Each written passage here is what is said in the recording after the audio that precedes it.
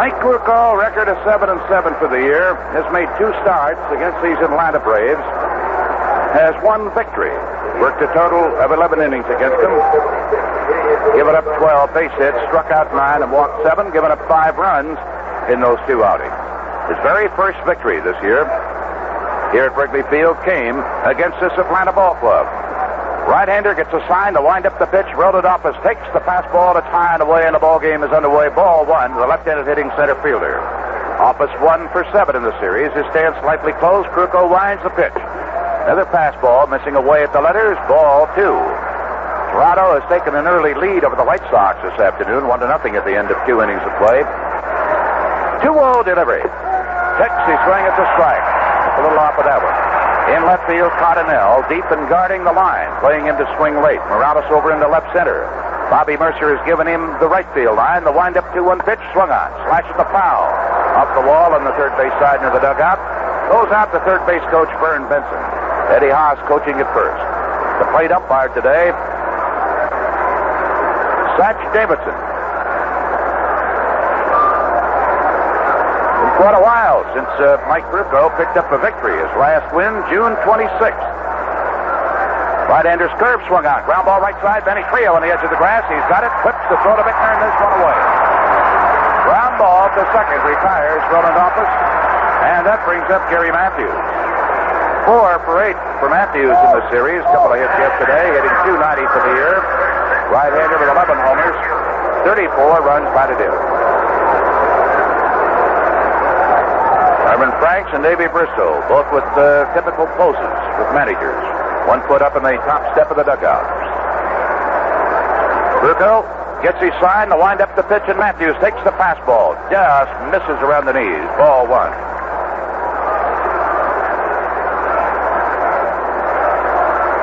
They play him deep. Here's the windup. And a swing and a drive. Mercer coming on in right field is there. Makes the catch. He was playing him almost perfectly. Looking right down the line from second to third. And Matthews on an opposite field liner becomes the second out of the ball game. That'll bring up colorful Willie Montañez, twirling a couple of bats over his head. Montañez 2 for 8 in the series, hitting .311, 13 homers, 42 runs batted in. Krukow's last win, as I mentioned, back on June the 26th. Against the New York Mets, he pitched 8 innings, gave up only 2 runs. Lost his last outing Friday in the doubleheader at Philadelphia when he was shelled in the 5th inning. Big, rangy right-hander, the first pitch. Taken, and it's a ball, just missing away at the knees. Well, I see, Lou, we got our invitation from the mayor, for the wedding. Just a little bit late. There's the ball 2. We'll go anyhow. Somebody left over there. Something for the mayor's office. Maybe the keys to the city. Here's a swing and a high fly ball deep center field. Going back for Morales. Back. He is there, and he makes the basket catch. Deep left center field on the warning track. Wind coming in from right field helped a bit on that one. But Montañez got an awful lot of that ball. 3 up and 3 down. Out to the mound, one-time Cub. Eddie Solomon, a big right-hander. De Jesus Cardinale, a Bittner to face him. After a half inning, no score. Hey, did you hear what happened to Charlie Hamilton in Rockford? $10,000. That's what happened. He bought himself one of those Illinois State Lottery instant bingo tickets made $10,000 just like that. Same thing happened to John Adamczyk in Chicago. Isn't that wonderful? Why, people are winning all over the state. Rose Nostoff in Crete won $500. So did Walt Konechny in Arwood Heights, Ed Urban in Wooddale, and Pat Ferretti in Chicago. That's nothing to sneeze at, $500.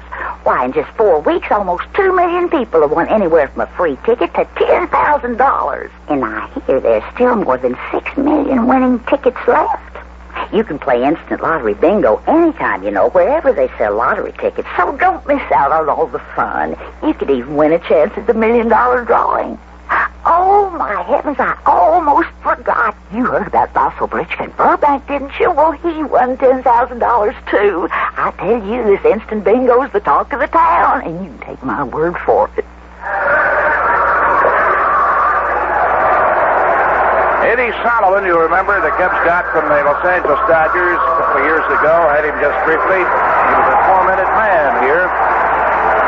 Had some problems with his control. He got a lot of lusty booing here on one occasion. And finally the Cubs are going to send him down. We were out on the West Coast, and he balked at that move. Created quite a scene, some havoc in the Cub clubhouse out at San Diego. And since then, they tell us he has really calmed down. There's no question but what Eddie Solomon has a good arm, talented man. And since they recalled him from Richmond a couple of weeks ago, pitched one good ball game against the Giants in his second outing. His first one, they knocked him out pretty early. So he's 1-1 for the year, both decisions against San Fran. Big, strong right-hander. De Jesus stepping in, hitting .262, takes the first pitch, a strike right at the knees. De Jesus hitless so far in the series, but he has run batted in, and that was the game-winning run yesterday with a ground ball. Wind up by Solomon, the big fellow's next pitch. Goes after it. It's a high foul down the right field side. It's going to be out of play into the box seats. Well, behind the bullpen for Atlanta. Some action underway in the American League this afternoon, and in case you missed those scores of last night, Sox a big winner, 10-3 over Toronto. They're losing early today, 1-0. Lemanchik for the Blue Jays against Ken Kravik for the Sox. They're in the third inning up there. Milwaukee playing at New York this afternoon. Here's the pitch. De Jesus takes it low. Ball 1, strike 2. Milwaukee defeated the Yankees last night, 6-3. New York, 3.5 games now behind the Boston Red Sox and 3 games behind the second-place Baltimore Orioles. 1-2 pitch, curveball, a little low, ball 2, strike 2. Baltimore drawing a big house last night of some 39,000, but they lost to the Texas Rangers 5-1.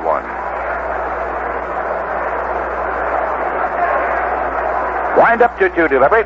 Checks his swing and it's low. Ball 3, strike 2. These are two products of the same organization, the Dodger organization. De Jesus for the Cubs and Eddie Solomon for the Dodgers.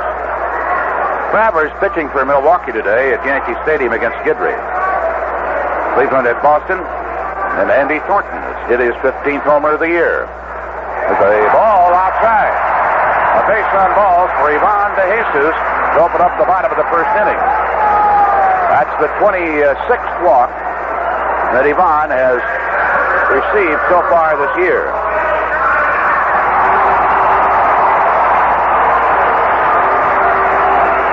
Brings up Jose Cardinal. Jack Bloomfield coaching at first, Phoenix Lowry in the coach's box at third. Let's see how the Cubs play it here, whether they might try a hit and run.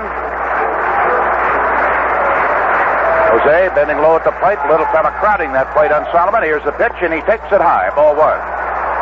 That home run by Thornton in the first inning at Fenway Park this afternoon gives the Indians a 2-0 lead in the top of the inning against Reggie Cleveland, who has already been KO'd. Paxton has come on to pitch in the first inning. The Indians still at bat. Jesus, big lead. Solomon throws, and he's back safely. 1-0.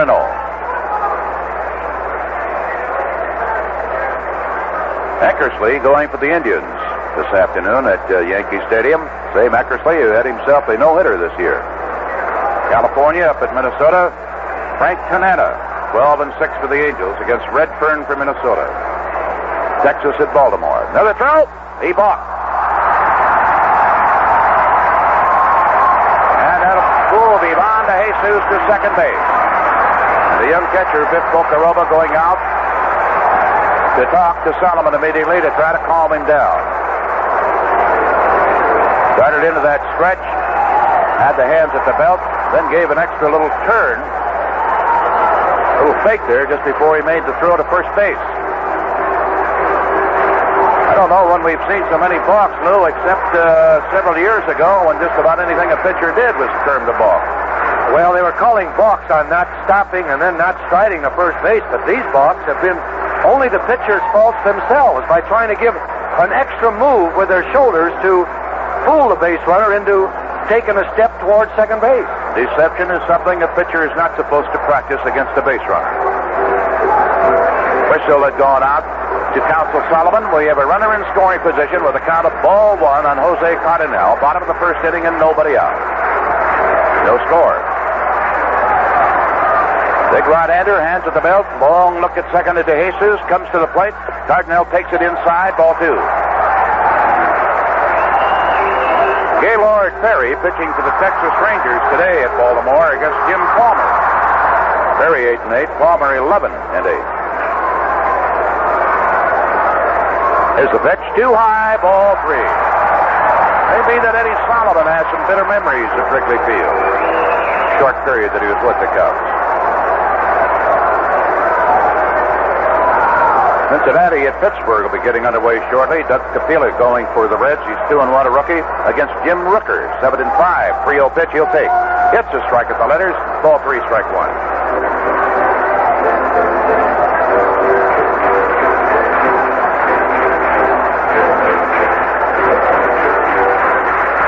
3-1 delivery coming up to Cardinal with a man at second and nobody out, and Solomon steps off the pitching rubber. Jesus had a big lead over there. Burroughs is shallowed up considerably in right field. And the center fielder, Roland Office, over into left center for Cardinal, and he's not too deep. Wind coming in over the right field wall. Solomon into the stretch. Kicks, delivers. Fastball way inside, ball 4. Nowhere near the strike zone. So he has walked the first 2 Cubs, and before Bittner steps in, let's pause for station identification. This is the WGN Chicago Cubs Baseball Network. WGN Radio Chicago, 84 degrees officially at Midway Airport at 1:30.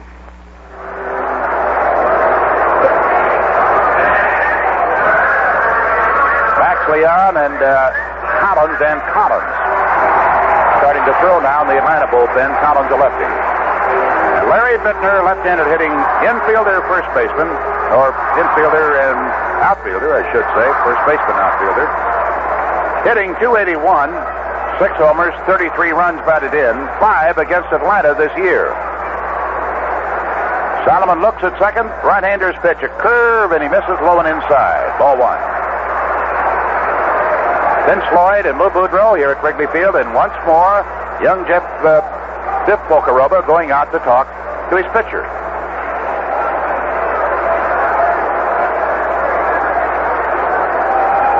On the West Coast last night, the New York Mets, behind John Matlack, shut out San Diego 5-0, and Montreal defeated the Dodgers 2-1. San Francisco knocked off the Phillies 6-2. 1-0 pitch. Bittner will take it, the ball inside of the letters, 2-0. And Solomon really being tormented here with that strike zone. Houston defeated St. Louis last night. In 12 innings, it was Pittsburgh over Cincinnati. Pirates winning at 8-7. We'll run down the American League as time permits. Runners at first and second, and a 2-0 pitch coming up to Bittner. Takes the curve low and inside, ball 3. Bittner hitting over .300 against Atlanta for the year. 12 for 39 against them. He and Manny Trio and Ivan De Jesus each has driven in 5 runs against Atlanta this season. 3-0 pitch. He'll take ball 4, too high a fastball, and that's going to be off for Eddie Solomon. 3 walks in the first inning. Well, he had all kinds of problems in the brief trial that he had with the Cubs here at Wrigley Field. He's going to have to leave this ball game without retiring a batter, having walked 3 men. So Don Collins, a left-hander, is coming in from the bullpen with nobody out, and the Cubs with a chance to get on the board heavy in the very first inning. White Sox got on the board in the 3rd inning up at Toronto. Rohammer hit a home run with nobody on in the 3rd. And Alan Bannister followed with a home run for the Sox. So they are out in front of Toronto now, 2-1. And here we have a delay at Wrigley Field.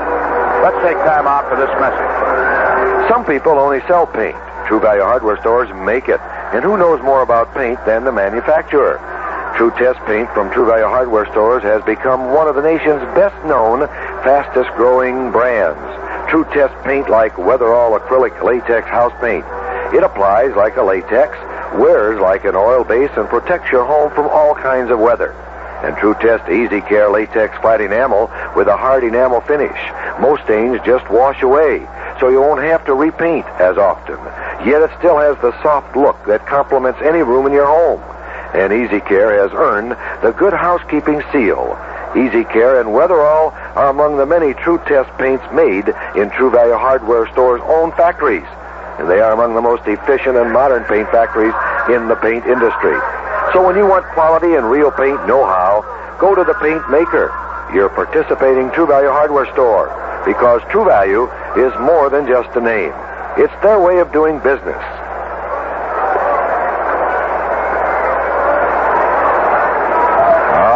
Lovely turnout here at Wrigley Field today. Some very happy young people and a few happy older ones. And some of them still coming into the ballpark. Don Collins has made some starts this year, a half a dozen of them. And this is the 16th time that Davy Bristol has had to use him in relief. He has 1 victory, 8 losses, a high earned run average of over 6. 2 saves. He's been hit hard. Bases loaded for Bobby Mercer. Nobody out. Here's the stretch. Collins kicks the pitch. Fastball. Low, ball 1. Mercer 3 for 9 in the series. 6-game hitting streak for the Cubs right fielder, batting .273 for the year. 13 homers, 1 against Atlanta. 1-0 pitch. Fastball low into the dirt. Ball 2. And Collins finding the strike zone to be elusive also. Junior Moore coming over from third to try to settle him down. Bobby with 56 runs batted in for the year. He could, with one swing of the bat, move that up to 60.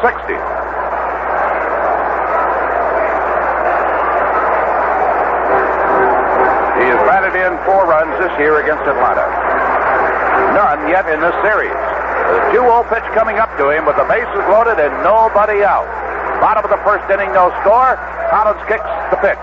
Gets under it, hits a high pop foul. Chasing it is Pocarova, the catcher, coming over to the boxes. Can't get to it. Just barely out of the catcher's reach. Ball 2, strike 1.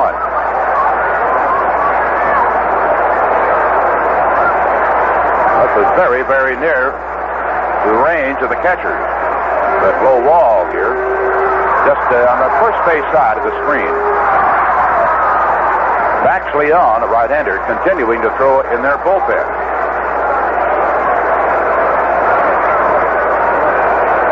Cubs 5-0 at Wrigley Field against Atlanta this year.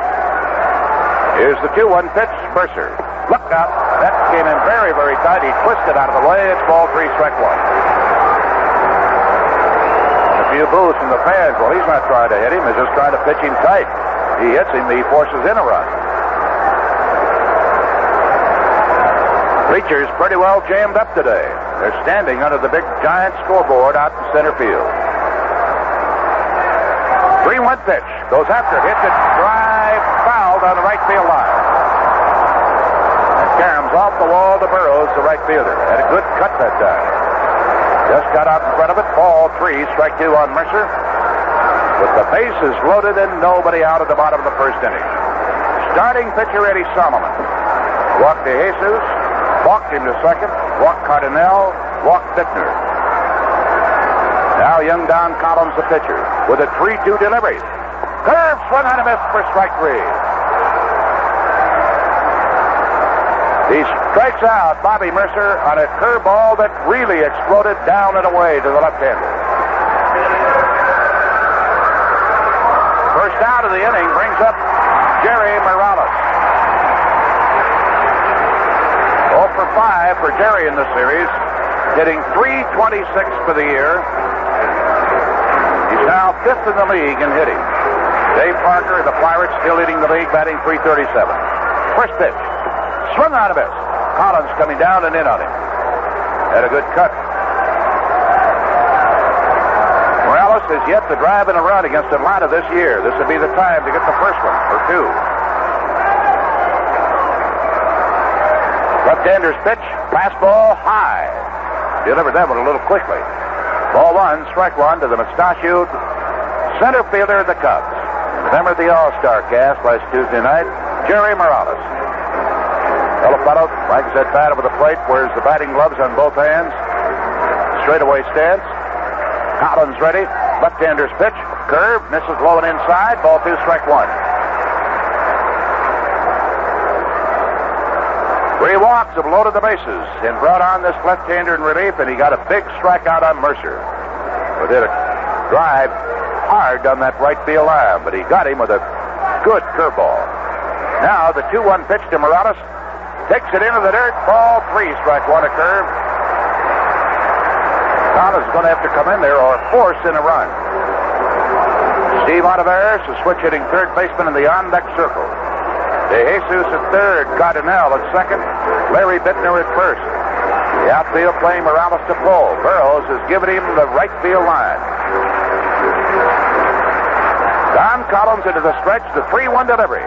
Goes after it. It's a drive into shallow left field, going out the shortstop. It is dropping. Here comes De Jesus to score.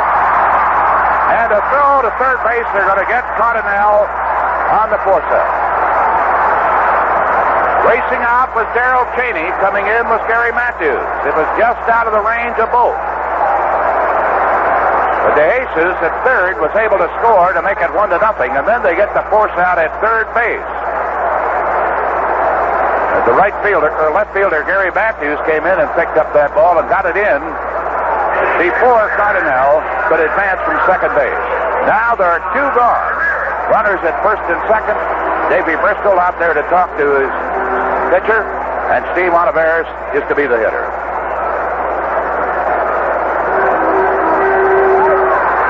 Seems like an awful lot of frenzied action here, Lou, for just 1 run. Yeah, Bristol's already been out there 3 times. He better find himself a position.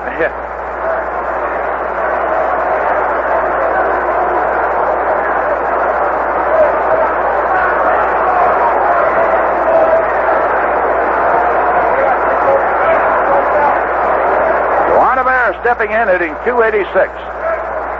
Curveball, low and inside, ball 1. Let me tell you, that Pocaroba is showing a lot of ability behind that plate. There have been several pitches, either into the dirt that have broken sharply, one way or the other, and he's had to be an acrobat behind there.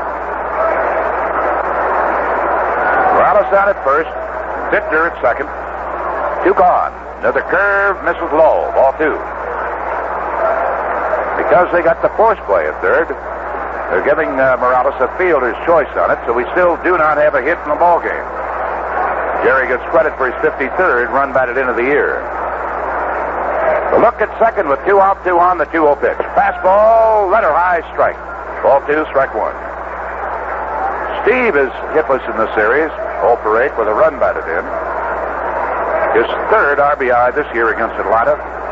He is 35 for the season. 2-1 pitch. Takes a letter high strike, a fastball, ball 2, strike 2. Come on, Steve, whack 1.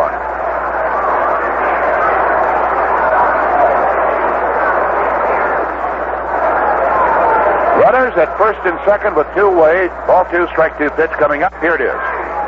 Swung on a miss for strike 3, and Mr. Collins did a super job. Came in with nobody out and the bases loaded. Struck out Mercer, got Morales, and the fielder's choice permitted a run to score, and a little ball dumped into left field. They got the force at third, and then he strikes out Steve Olivares. 1 run in the inning on 3 walks and no hits.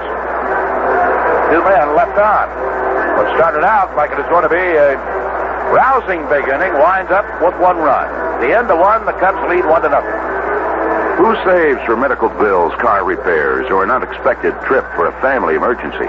Friendly Bob Adams of General Finance Corporation does.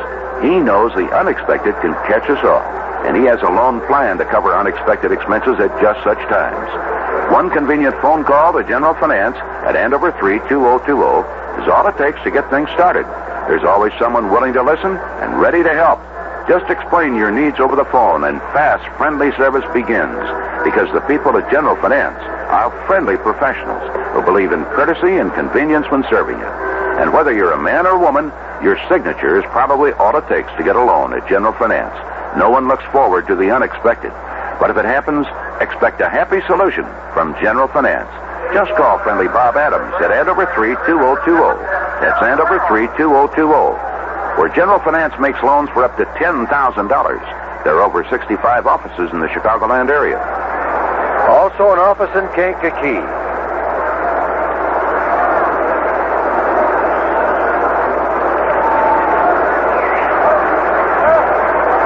Jeff Burroughs to lead off, the cleanup hitter for Atlanta, right-hander, 2 for 9 in the series, including a little infield dribbler yesterday. He's hitting .267, 22 homers, 65 runs batted in. There's a swing and a deep drive down near the right field foul line. Mercer on the run. Can't get to it, and it drops foul right at the base of the wall where it juts out towards the right field foul line. A strike one count on Burroughs. Well, here's a long 3 weeks of bliss here for a young couple from Des Plaines who are here celebrating an anniversary.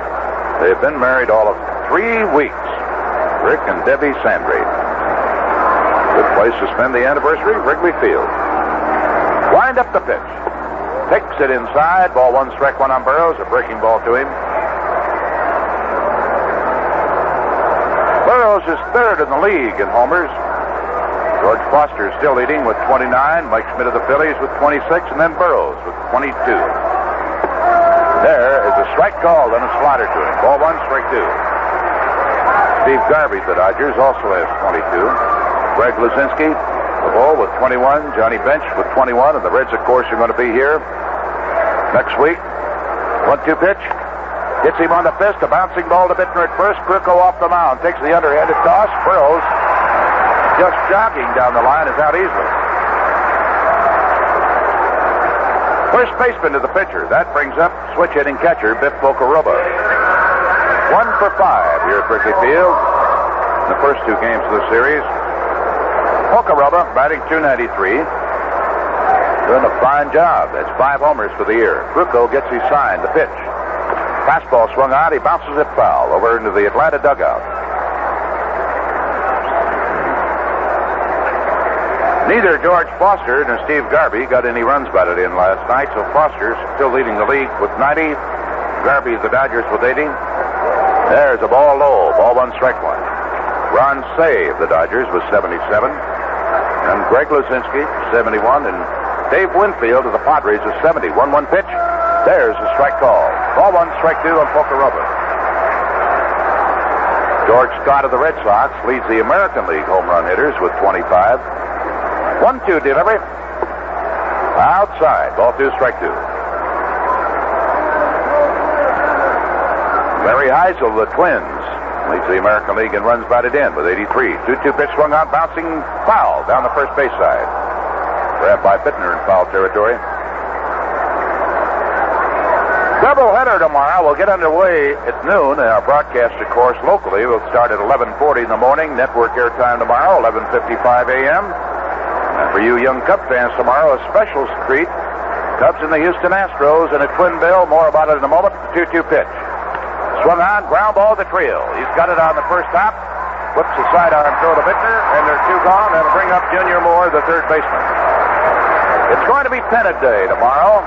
Cup pennant will be given to the first 15,000 youngsters under the age of 14 entering the ballpark tomorrow with reserved or grandstand tickets. No bleachers. Each child must be accompanied by a fully paid adult. Here's the pitch. Fastball low and away. Ball 1 to Junior Moore. And as each child adult pair will receive 1 Cup pennant tomorrow. And a doubleheader on top of it. 1-0 delivery. Takes it high. Breaking ball. We have a doubleheader tomorrow. A single game Monday with Houston. And then the Cincinnati Reds will be here. Tuesday, a single game. Wednesday, a doubleheader with Cincy. And a single game Thursday to close out the homestand. There's a fastball fouled sharply off the wall on the first base side. It's by Coach Eddie Haas at third. Bittner retrieves it. Ball 2, strike 1. And following the homestand Thursday, we'll be at Houston. Then Cincinnati. Here's a swing and a bouncing ball to Olivares behind third. He's got it, and his arm retires. Junior Moore. Olivares from right behind the bag at third rifles the throw on target to Bittner. That's the fourth ground ball to the infield by Houston, by Atlanta here in the first two innings. And at the end of two at Wrigley Field, the Cubs come to, or end of 1.5 at Wrigley Field, the Cubs come to bat, leading 1-0.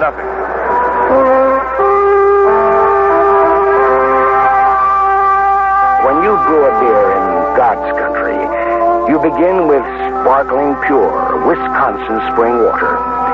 Water that flows deep beneath the ground. Then you pure brew, double brew it in a traditional old world way called poisoning. Poisoning is the most natural way to brew beer and the most expensive. Most expensive because it takes more time. But Heileman's Old Style is one American premium beer that is still fully poisoned, naturally carbonated. Because at Old Style, we don't aim to make the most beer, only the best. Taste the difference poisoning makes. Try Old Style. Pure brewed in God's country. G. Heileman Brewing Company, La Crosse, Wisconsin. We interrupt this program for this bulletin from WGN News. Hanafi Muslim leader Hamas Abdul Khalis has been found guilty of second-degree murder and kidnapping for leading 11 of his followers in a 39-hour seizure in Washington, D.C. last March. The Hanafi seized 149 hostages in 3 buildings during the takeover in which a radio news reporter was fatally shot. This bulletin from WGN News details on the news following the ball game. Cheney, the shortstop, and Matthews, the left fielder. It was finally picked up by Matthews and gotten into third in time to force Cardinale, who was on second. It did, however, permit De Jesus to score. And then Olivares struck out to retire the side. So 3 walks, no hits, 1 run. Now Trio stepping in. Collins' fastball taken for a strike. Manny, 2 for 8 in the series, drove in a couple of runs. In the first game, 0-1 pitch, high. 0-1, strike 1. Trio hitting 303. Might have seen the story where he had left a dozen beautiful roses for his lovely wife here at the ballpark yesterday. Here's a swing and a drive into left field, a base hit. Matthews picks it up and Trio is on with a liner to left. First hit of the day. It was the Trio's 3rd wedding anniversary. Any surprise, his lovely wife, a big bouquet of beautiful roses she picked up when she came into the ballpark. Here's George Minowald hitting .255. 3 for 6 in the series. 6 homers for the year. 25 runs batted in. The catcher takes the curve into the dirt. Ball 1. He's hit awfully well against Atlanta this year. .348 against Atlanta pitching for the season. With one of his half-dozen homers coming against this club. Nobody out. Trio at first. Here's the pitch. Swung on, and a ball caught right off the dirt at second by the second baseman, over to second, and a double play easily. Right in front of Gilbreth, a hard shot that he scooped up off the dirt right in front of him. That's what you call a tailor-made double play. Over to Cheney, the second baseman, whose relay back to Martinez at Minowald, beat by about 10 yards. George disgustedly throws the batting helmet into the dugout, and Krukow steps in and takes the ball. Just like that, the bases are empty, 2 gone. There's a swing and a foul. Comes back to the backstop, ball 1, strike 1. The Braves, it's their 74th double play of the year. They have been guilty, by the way, of 97 errors. Atlanta has. 1-1 pitch. Krukow swings, slaps a ground ball to the shortstop Cheney. He charges in, has it, and the peg retires Mike Krukow in the second inning for the Cubs. No runs. One hit, nobody left in the bases. So at the end of 2, Cubs lead Atlanta 1-0.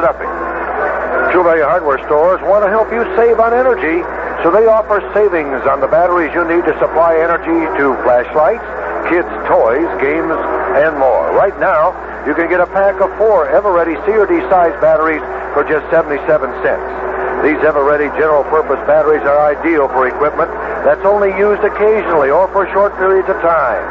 And now, the True Value Hardware stores are offering a 4-pack of these Ever-Ready batteries for just 77 cents. You can afford to replace all your worn-out batteries, stock up on extras for future use. Get the pack of 4 Ever-Ready C or D size flashlight batteries for just 77 cents from participating True Value Hardware stores. True Value Hardware is more than just a name. It's a way of doing business that means True Value.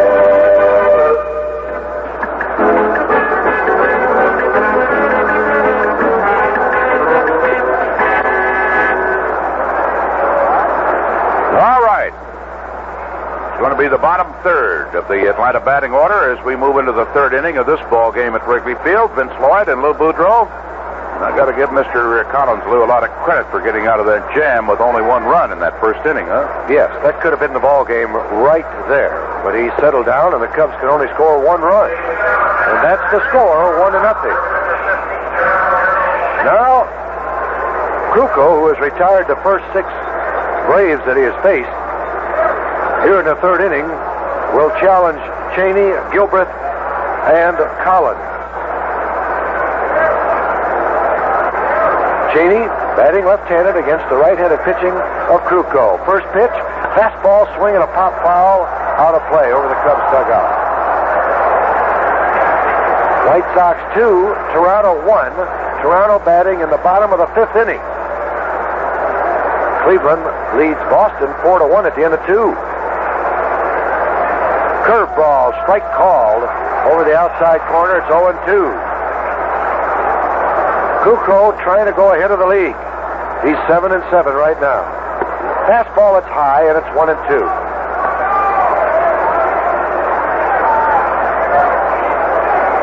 Kruko working quickly into the windup. 1-2 pitch. Curveball for a strike call. That one broke beautifully over the heart of the plate. That is the first strikeout for Mike, and now he'll face Gilbert. Gilbert is batting .234 with 2 home runs and 23 RBIs. Cheney was batting .212 with 2 home runs and 13 RBIs. First pitch is a fastball called strike. Kruko has Rick Russell yesterday with fine control thus far. There's a swing, a ground ball on Averis off of his arm, and Gilbreth will be safe. That ball came up very quickly and hit Gilbreth in the left arm. It's an error on Averis. That is the Cubs' 84th error of the year.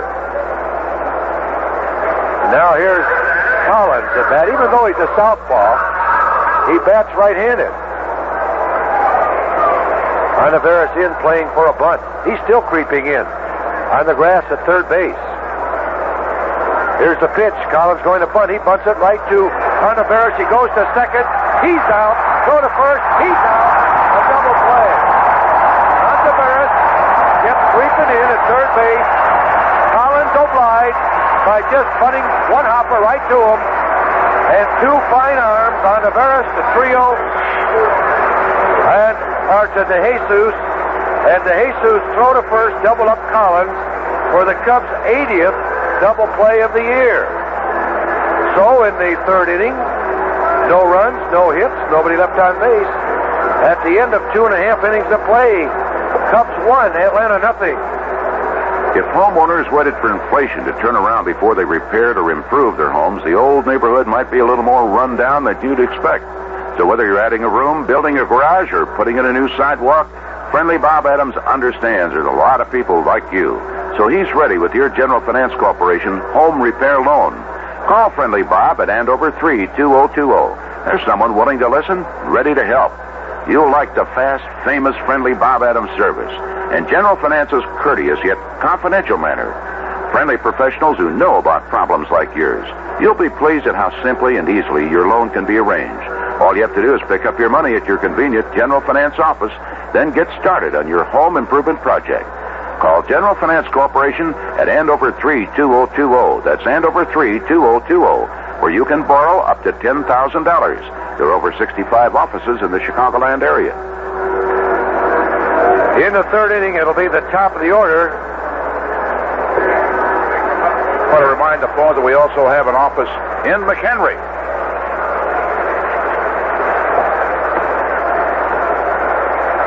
The top of the order will face Collins here in the third inning, so it'll be the second time around for the Cubs.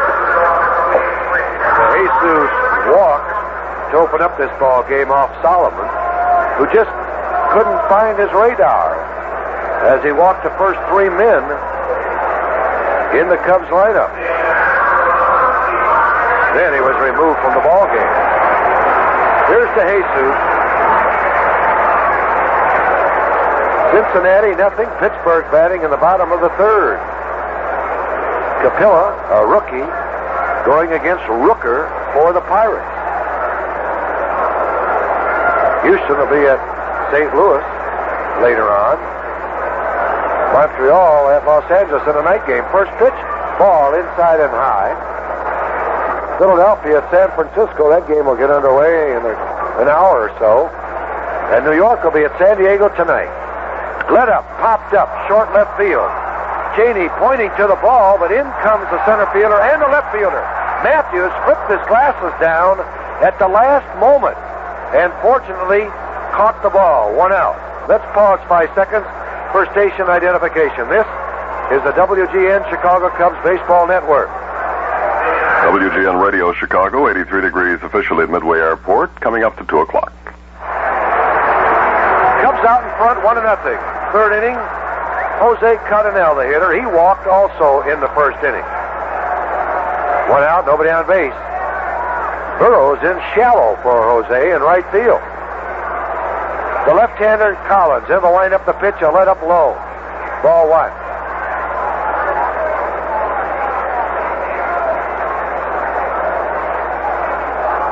Collins into the windup. Here's the ball one pitch. Curveball for a strike. Call, a beauty. Both pitchers have a great curveball out there today. Krukow for the Cubs and Collins for the Braves. Jose takes that fastball inside. It seems that Collins has better control with his breaking pitch than he does his fastball. The count now 2-1. The pitch by Collins, let up high outside. Ball three. Strike one. Bittner due up next. Yankees scored two more in the second inning. They lead Milwaukee 3-0 now at the end of two. The pitch, fastball popped up behind the plate. Pocoroba near the screen. He does not have room. The ball lands right a couple of inches out of his reach. The count now 3-2.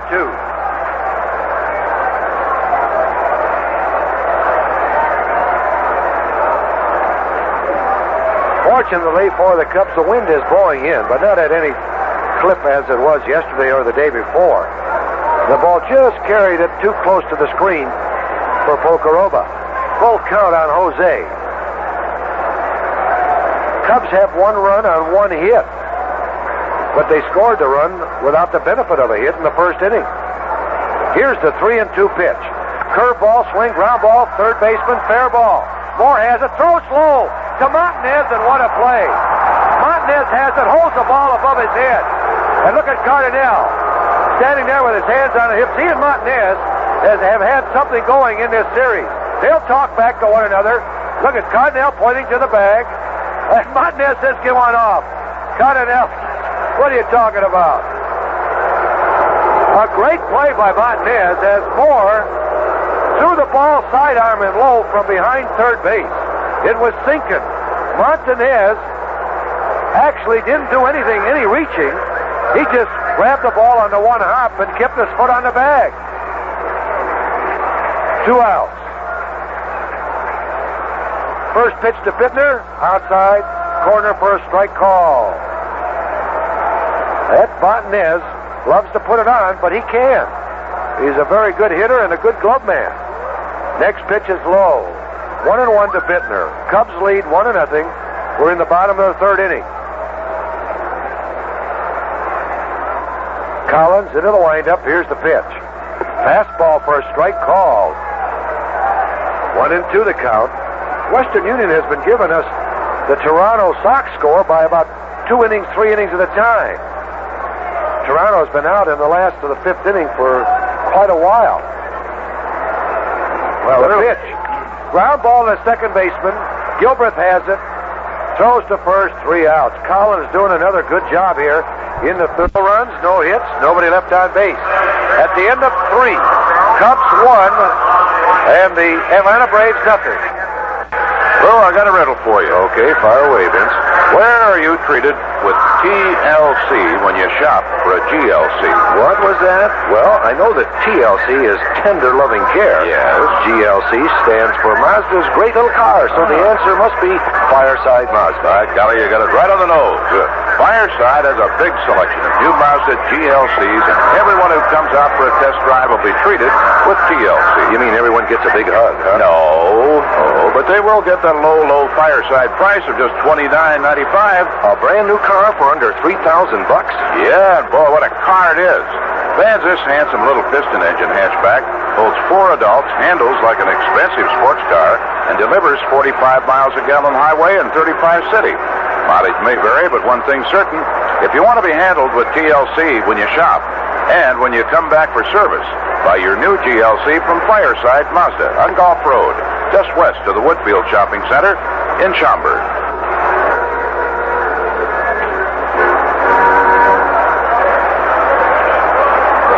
Top of the 4th inning. It'll be Bobby Mercer, Jerry Morales, and Taveras.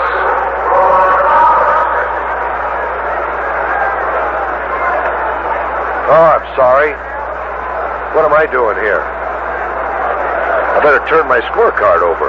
That's better. The men in blue and white and red are batting. Atlanta. Dummy Boudreaux. Here's Office at bat. Leadoff hitter. First pitch swing, ground ball to Bittner. He has it. Tosses it to Krukow, covering first for the out. Krukow covering his position very well. 1 out. Now here's Matthews at bat. Matthews lined out to Mercer in the first inning.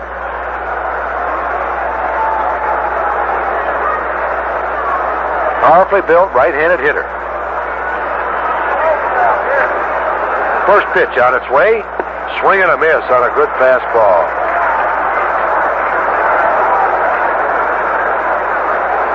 Strike 1 to Matthews. Holds that bat high over his shoulder.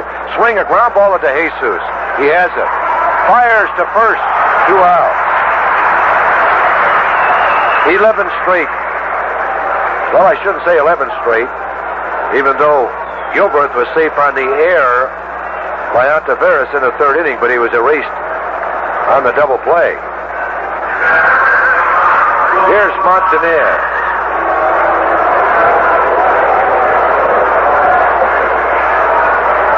Montanez walking very slowly up into the batter's box. He flied deep to Morales in center field in the first inning. The best ball that's been hit off Krukow thus far. Cubs lead 1-0, top of the 4th inning. First pitch is a fastball just below the knees, ball 1.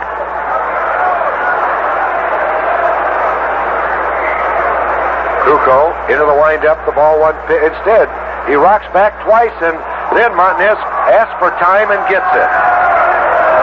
Krukow did not do on that particular pitch what he does naturally on every other pitch, going up only once. He tried to fool Montanez by going up twice with his arms in his windup. Swing and a line drive foul down the right field line. Well tagged, but foul.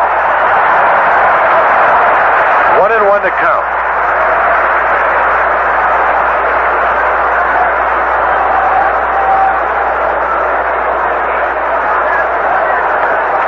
Here's the 1-1 pitch. Curveball outside. That was a let-up, and Martinez stepped practically across the plate in taking that pitch. 2-1 to count. 2 outs, nobody on base. The pitch. Fastball pop foul into the upper deck. Cincinnati nothing, Pittsburgh nothing at the end of 3.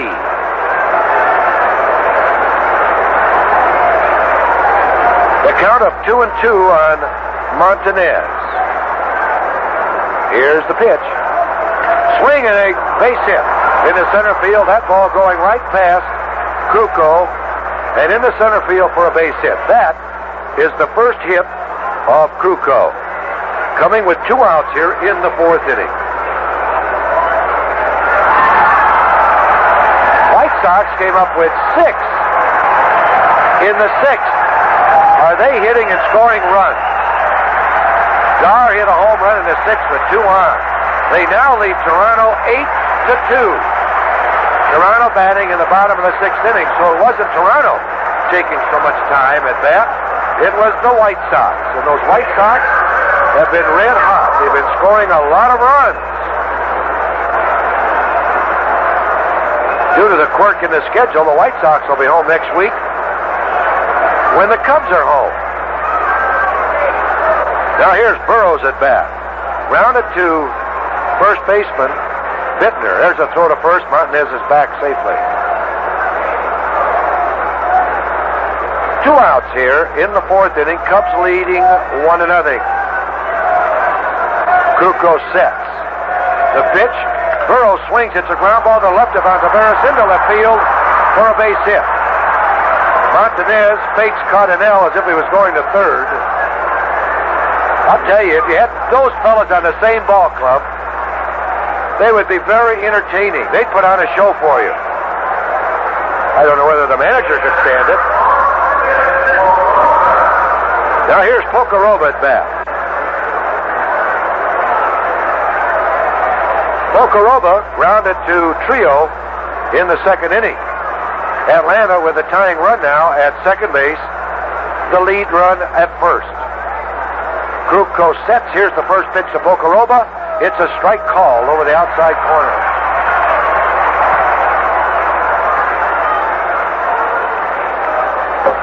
White Sox continue to lead Kansas City by 2 games.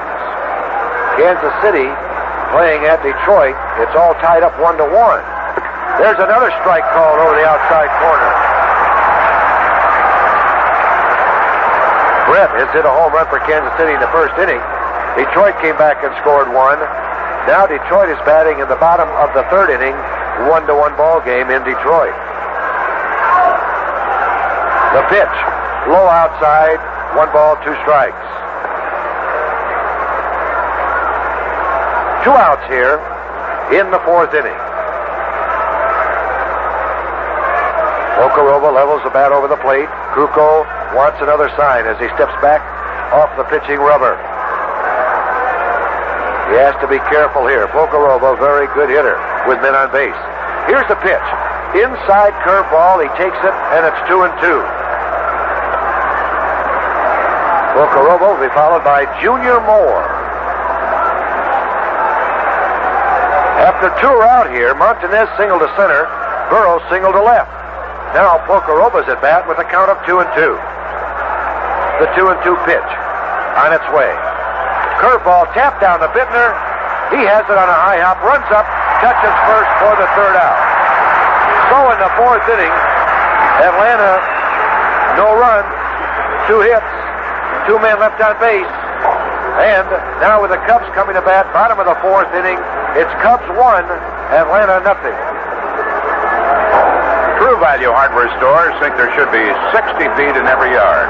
So they're offering the True Test 60-foot vinyl garden hose for your yard for just $6.99. It's 60 feet long to make it easier to water your lawn, shrubs, garden, or even wash your car. It's nylon reinforced for strength. It stays flexible in all temperatures, and its solid brass couplings won't rust. Get the True Test 60-foot nylon reinforced vinyl hose with 5/8-inch inside diameter for just $6.99, or choose the True Test 60-foot rubber hose from True Value Hardware stores. It's made of strong flexoline rubber that coils easily, and it's reinforced for greater burst strength. See the complete selection of True Test garden hoses exclusively at participating True Value Hardware stores. True Value Hardware is more than just a name. It's a way of doing business that means True Value.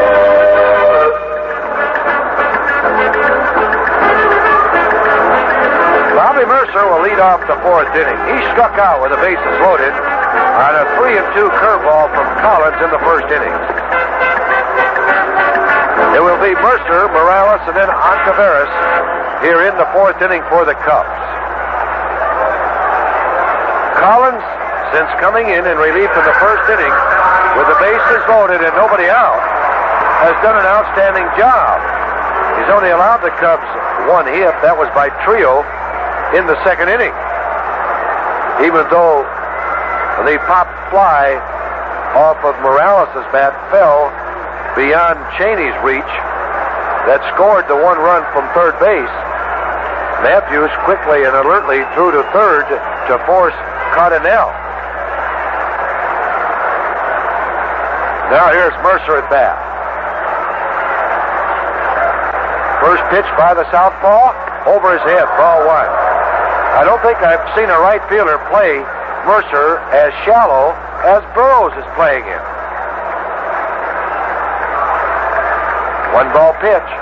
Another one high over his head. Ball two. The wind is coming in from right field, right center. Now time is called as this young catcher, Pocoroba, and every time you see him work behind the plate, you have to like him better each day. He had the guts enough to call the curveball on a 3-2 pitch, bases loaded, nobody out, to Mercer in the first inning. And it was a strike. Mercer just missed it. But he definitely take charges behind that plate. Now they're just going to stall as Gilbreth comes in and has a few words for Collins. So maybe he's about to spend himself. Max Leon, a right-hander, throwing in the Braves bullpen. 2-0 pitch. Pop foul out of play as Mercer went after that high fastball.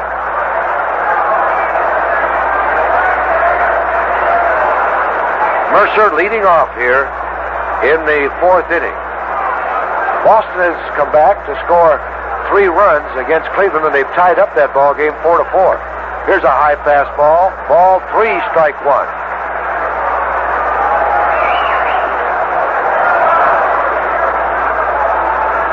Collins into the windup. The pitch. He bunts down the third base line. It's a beauty. If it stays fair, it's foul. Moore picks it up. Mercer trying to get on base. Dropped that bat on that ball, and it just moved foul about 45 feet down that line. Mercer was at first base watching the play. Now the count is 3-2.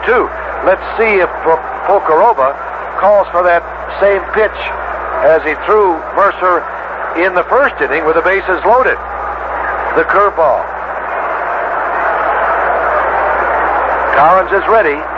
Here's the 3-2 pitch. Fastball, swing and a line drive foul. And Mercer was ready for it. But he pulled it out in front, down the line for a strike. The count remains 3-2.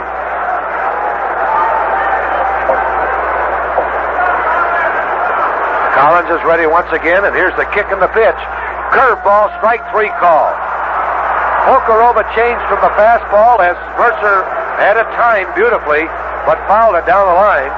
Came back with a curveball, and Mercer is called out on strikes. 3 strikeouts now for Collins.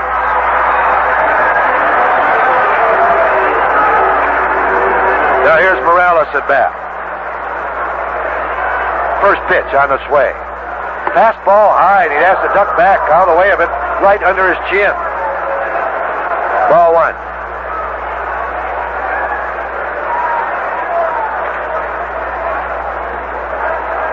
pitch, fastball right down the middle.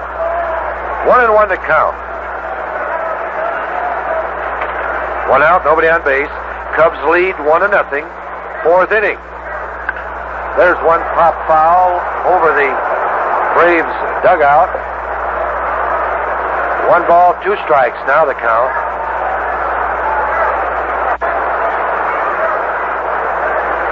Collins back off of the pitching mound on the grass. Now he walks up to the mound, gets his sign from Pocoroba, his catcher. Shakes off 1. Now he's ready, and here's the 1-2 pitch. Fastball popped up foul, out of play. Just missing the group from the credit union who has hundreds of tickets up in the upper deck today. Group pulling for a Cub victory, even though there's a couple of White Sox fans among them. 1 ball, 2 strikes. And here's the pitch. Curveball, swinging a ground ball to shortstop. Cheney has it, throws to first, 2 outs. Let me tell you, any ball that hugs that grass, it's very thick and high, and it just slows it up tremendously. 2 outs. Here's Taveras, struck out in the 1st inning. 2 outs now. Cubs have 1 run, 1 hit. Braves, no runs, 2 hits. Taveras takes the let up low. Ball 1. Atlanta plays Taveras straight away. Fairly shallow in the outfield positions. Collins leans in, has a sign. Here's the ball 1 pitch, let up, swinging a line drive foul into the Cubs bullpen. Bounces from the bullpen into the stand. The count now 1-1.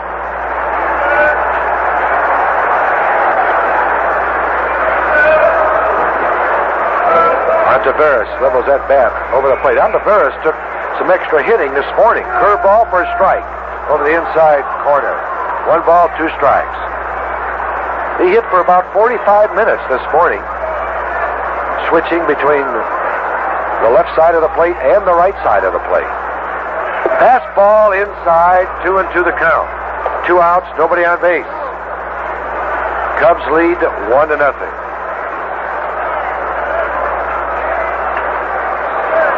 Now Collins toes the pitching rubber. Into the windup in the 2-2 pitch. Fastball, he swung late at that one, but just tipped it foul.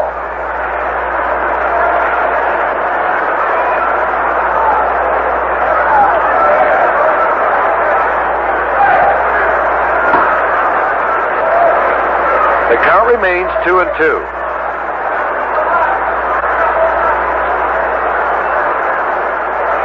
The pitch, curveball, swinging a tap to the third baseman, fair ball by third. He fires to Montanez, 3 outs. Now, the Cubs have gone down in the 4th inning, 1-2-3. No runs, no hits, nobody left on base. At the end of 4 complete innings of play, Cubs 1 and the Atlanta Braves nothing. In today's world of lead-free gasolines, responsibility to public needs is as important as product quality. This commitment to meet the Midwest driving needs has made Amoco the lead-free leader. Now comes new Amoco Premium Lead-Free, the higher octane lead-free gasoline. For cars old and new that need higher octane to run the way they should, Amoco Premium Lead-Free has higher octane than typical unleaded gasolines. And it has higher octane than regular leaded gasolines as well. There are 2 ways to tell whether your car may need Amoco Premium Lead-Free's higher octane. It may knock or ping when you accelerate, or it may run on after you turn off the key. If this sounds like your car, use new Amoco Premium Lead-Free in the gold pump. If you don't have these problems, use lead-free Amoco in the blue pump, the Midwest's best-selling lead-free. Now your independent Standard Oil dealer gives you this choice. You expect more from a leader.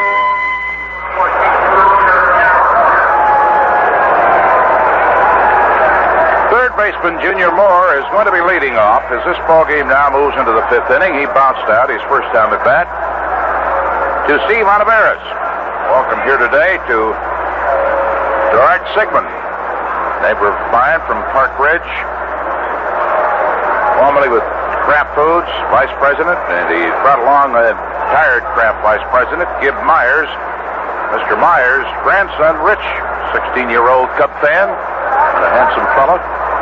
First pitch swung on and fouled right off of Mitterwald. George was kneeling down for a little bit. Now he says he's okay. Bill Cameron, also here with that group today.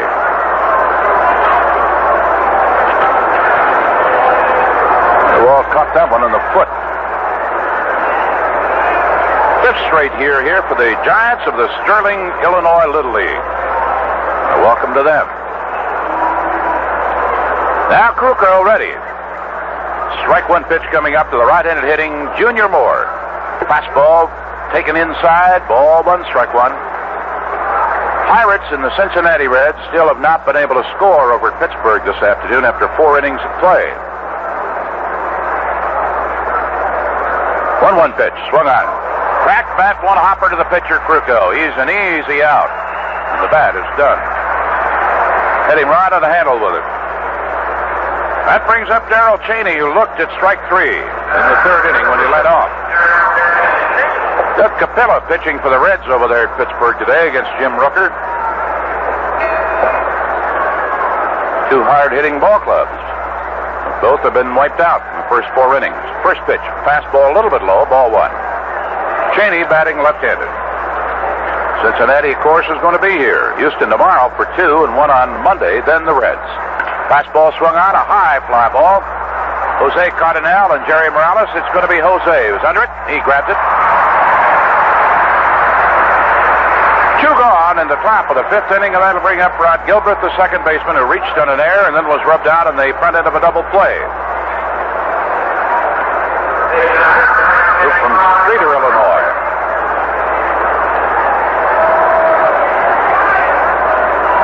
Two little fellows, Patrick and Aaron. They don't give us their last name, seeing their very first ball game. They picked a beautiful day. Cubs are leading 1-0. First pitch a strike. Gilbert, the right-handed hitter, bends the knees, raises the bat straight up in the air, and he takes that pitch high, ball 1. Holds it out about a foot from his body, but it's almost straight up and down. Then, of course, he has to bring it back, cock it to swing. Here's the pitch. A little low and away, popped out of Mitterwald's bit, ball 2, strike 1. White Sox leading 8-2 up at Toronto this afternoon. The end of 6.5 innings of play. 2 out, 2-1 pitch. Fastball is high. Ball 3, strike 1 on Rod Gilbreth. Krukow gets off onto the grass beyond the mound to think things over a minute. Now the rookie right-hander climbs up the hill. Gilbreth way back away from the plate. Here's the pitch to him. Takes a strike over the outside corner. Looks like he'd have trouble reaching that area. He's so far back away. Full count on him. Krukow winds. 3-2 pitch. Strike 3 called. A breaking ball over the outside corner. That's the pitch that he seems to have a lot of trouble with. Mike puts him down in order. That's his second strikeout of the day. And at the end of 4.5 at beautiful Wrigley Field, the Cubs will come to bat. It'll be trio, Mitterwald, and then the pitcher. With the score still, the Cubs won, Atlanta 0. One of the most exciting plays in baseball is the hit and run.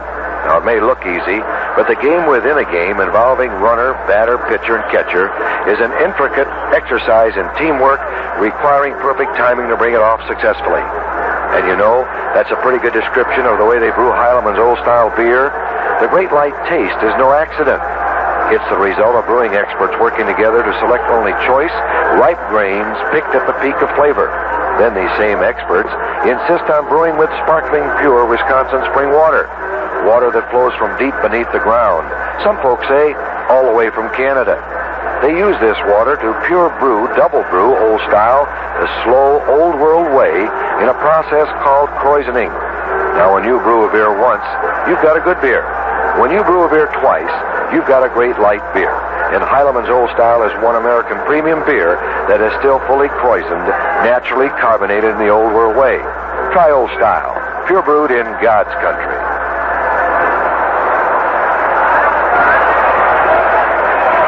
Well, while just talking about those two Powerball clubs, Cincinnati and Pittsburgh. And now Cincinnati's powerful little Joe Morgan has just walloped his 14th home run of the year in the top of the fifth inning, and the Reds have taken a 2-0 lead over the Pirates in the fifth. Manny Trio to lead off for the Cubs. Single leading off the second inning was rubbed out on a double play ball. Left-hander Don Collins delivers. Breaking pitch low, ball one. Collins, 24 years of age, a native of Georgia, drafted by the Atlanta Braves.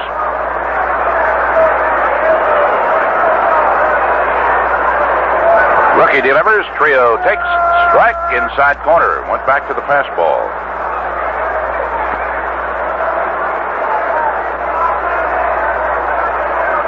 Ball one, strike one, and the Cubs' second baseman. Here's the windup of the pitch. Fastball swung on, and he gets under it and fouls it back out of play.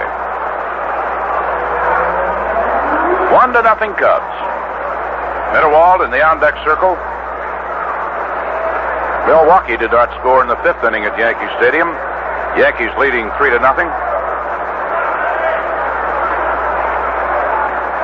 Now the 1-2 pitch came in on him, and he couldn't get the bat out of the way. Fouled it back out of play.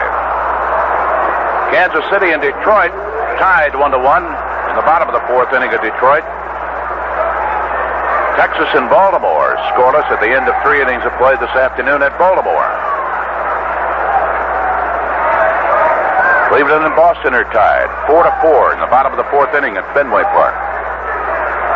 1-2 pitch, high with a fastball, 2-2. Carlton Fisk and Freddie Lynn have homered for the Red Sox in that game. Fisk now with 17, Lynn with 10, and Andy Thornton hit his 15th of the year for the Indians. 2-2 pitch, takes it height, ball 3, strike 2, fastball. Kid is quick. So the count is full on Manny Trio. Be nice to get a few more runs on the board. Cubs with only 1 hit for the day. And Kruko's only allowed 2 hits. 3-2 pitch, high for ball 4. A walk to open up the fifth inning. Let's pause for station identification before George Mitterwald steps in. This is the WGN Chicago Cubs Baseball Network. WGN Radio Chicago, 83 degrees, officially at Midway Airport, coming up to 2:30.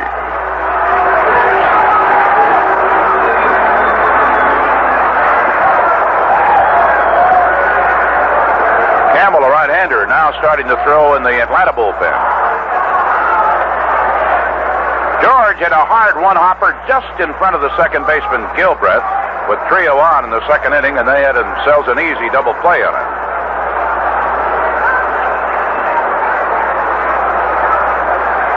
Boy, this kid Collins did a great job when he came out in the first inning after Eddie Solomon, the starting pitcher, had loaded the bases on 3 walks, nobody out.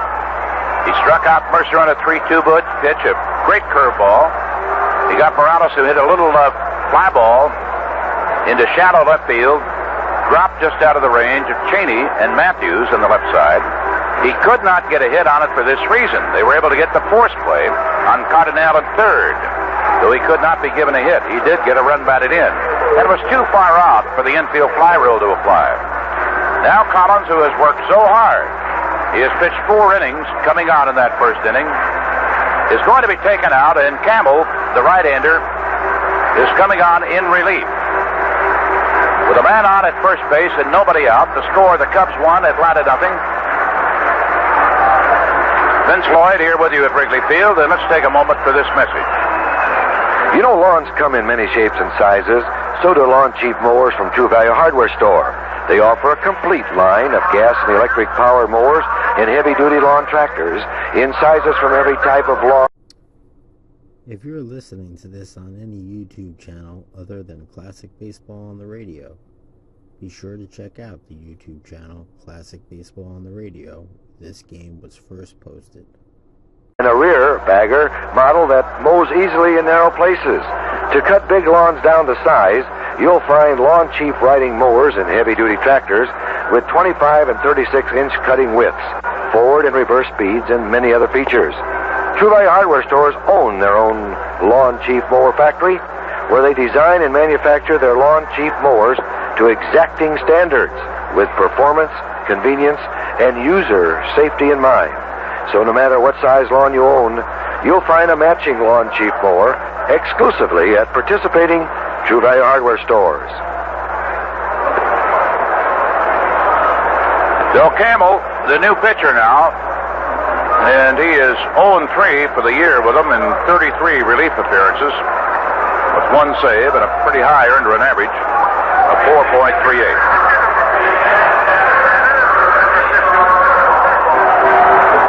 Finnerwald, the hitter against this right-hander.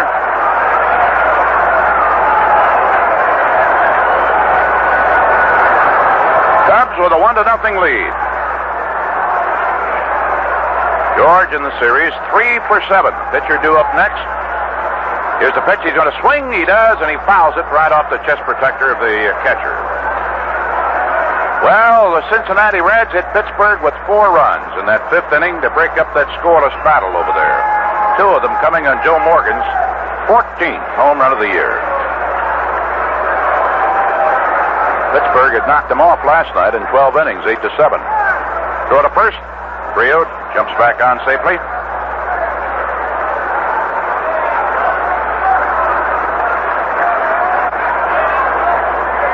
Right-hander into the stretch, the pitch. Mitterwald swings, and he got just a little bit of it and fouled it back as he was jammed with that pitch. A fastball in on him.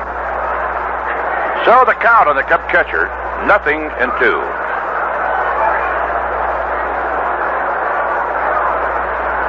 Campbell walking slowly back up the hill.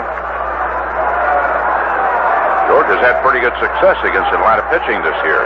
He needs some right now. With Trio, the base runner at first, and Mitterwald in the hole, 0-2. Campbell is ready. Right-hander's pitch. Taken inside, just below the belt. Ball 1, strike 2. We have a doubleheader, remember, tomorrow with the Houston Astros here at Wrigley Field. Now the 1-2 delivery. Mitterwald takes a fastball outside at the knees. Ball 2, strike 2.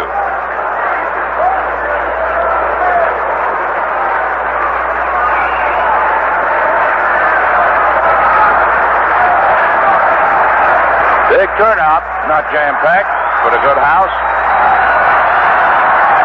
Let's see if anything is on. 2-2 delivery. Trio takes going, and Mitterwald fouls one back out of play.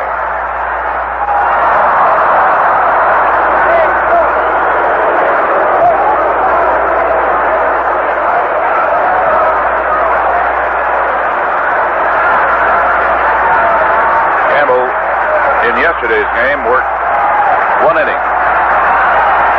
Dave gave up a hit and no runs. 2-2 pitch. Swung out and missed for strike 3. And he has just struck out Mitterwald.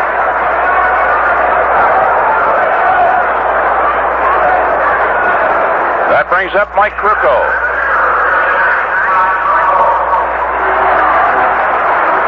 Boy, runs are tough to come by. A lot of help to get the 1 run in the first inning. 3 walks started out the ball game.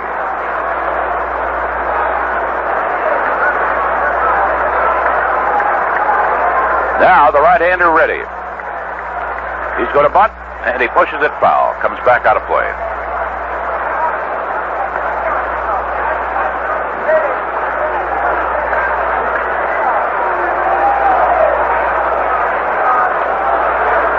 With Houston here tomorrow, Ray Burris and Steve Ranko are the probable starting pitchers for the Cubs against Gene Pence, and the Astros were not yet certain who would start the other game of the doubleheader tomorrow. Monday is to be Bill Bonham going for the Cubs, and then the Cincinnati Reds will be here Tuesday, and Rick Russell is slated to start that game against Cincinnati on Tuesday. Krukow squaring away to bunt, and he pulls the bat back from a ball in too close at the knees. Ball 1, strike 1. And we'll have a doubleheader Wednesday against Cincinnati. That will not show on your schedule, that Wednesday doubleheader. That's a result of a rainout the first time the Reds came to Wrigley Field this year. And we'll close out the homestand Thursday with a single game against Cincinnati. 1-1 pitch. He's going to bunt. Fouls it into the seats back on the first base side. And now Now the count on Kruko goes to 1-2. If he fouls this one off trying to sacrifice, he'll be a strikeout victim. Welcome today to the American Legion Post from Sauk Village. American Legion Post 1259 here in a group. Dave Campbell on the hill delivers. Kruko swings, fouls it back sharply into the screen.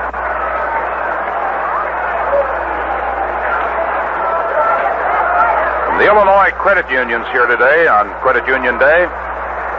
More than 1,875 members of those credit unions from the state. It's one of the largest single groups ever to attend a ball game at this park. 1-2 pitch, Kruko swings and misses. Got him with the pitch right up around the letters, so he is not able to sacrifice. Fouled off 2 pitches trying to bunt. Let him swing away. And Campbell now has posted his second strikeout, coming on after the walk by Don Collins to Manny Trejo, who is still over at first base, and now Ivan De Jesus, who walked and scored the only run of the day so far, steps in. He popped up into shallow left field in the third. Some of those people in that credit union group came from as far away as Belleville, Illinois. Toss over to first base. Trejo just might be trying to advance here. Pocorobo, however, has a good arm. Credit union group wearing the orange T-shirts and orange stickers, bearing the message, "Come join us." Now the pitch. He takes a fastball in tight at the letters. Ball one on Ivan.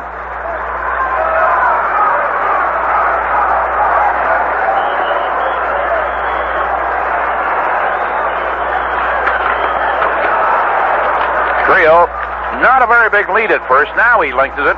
Campbell delivers. Jesus swings late on a fastball. Pulled the trigger about the time the ball was in Pocorobo's mitt. Ball one, strike one on Ivan.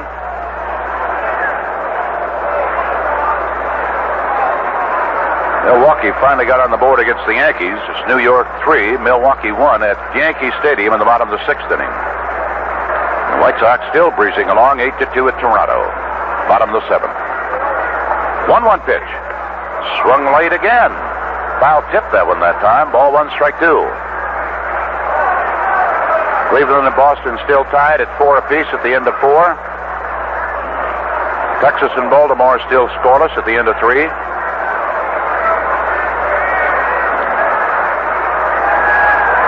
Ball one, strike two, 2 out. Terrell goes, pitch out. Here's Pocorobo's throw. He is out. And that retires the side. They smelled it coming. Cheney, the shortstop, taking the fine throw from Pocorobo on the pitch out. So De Jesus will lead off the 6th inning for the Cubs. But in the bottom of the 5th, no runs, no hits, and nobody left on. And some tough pitching here today.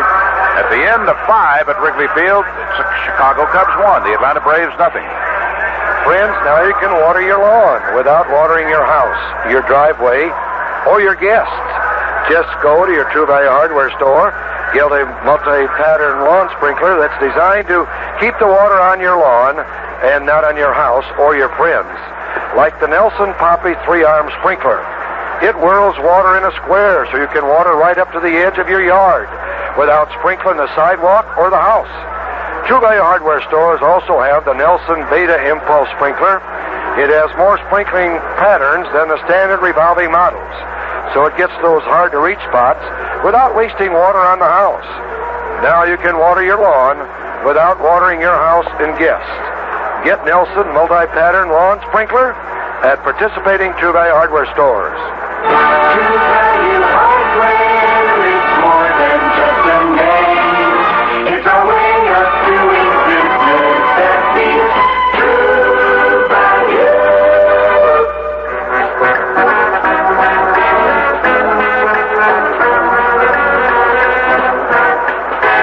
Finals pitcher Dave Campbell is due to lead off, but Davey Bristol is going to Brian Esselstein as a pinch hitter. A-S-S-E-L-S-T-I-N-E, outfielder who did some playing with him earlier in the year. Brian, 2 hits as a pinch hitter in 22 trips to the plate.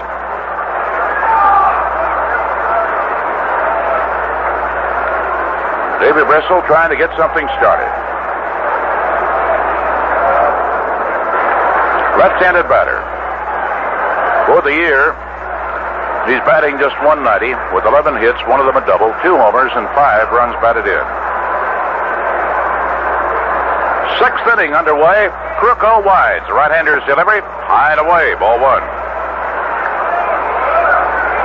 Randy Stennett homered for the Pittsburgh Pirates with nobody on. So it's now Cincy 4, Pittsburgh 1 at the end of 5. There's a fastball. It's too high. Ball 2 on the pinch hitter, and Mitterwald's going out to talk to Krukow.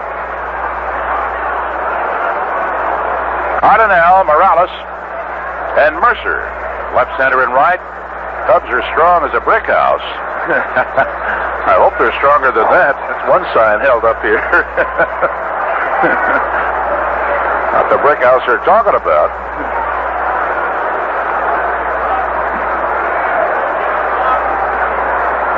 2-0 pitch. Swung on, and Esselstyn fouls it back out of play. Francisville Lions Club here today, group of 35. American Legion Post from Aurora, number 84 is here. 2-1 pitch, swung on, he's late going after the fastball, fouls it down the left field side, ball 2, strike 2. Group of 42 from the Fox Lake Moose Lodge. Some 4,000 special groups in attendance here today. Not a full house, however. 1-0 score, Cubs leading, 2-2 pitch. Curveball is low, and he wouldn't go after it. 3-2 now, and the pinch hitter. Mount Prospect, Illinois. Big group of 80 from their Cub Scout pack, number 216. Ball 3, strike 2 pitch. Krukow winds, Esselstyn swings, ground ball to DeJesus, should get him. Takes a step, here's the peg, he's gone.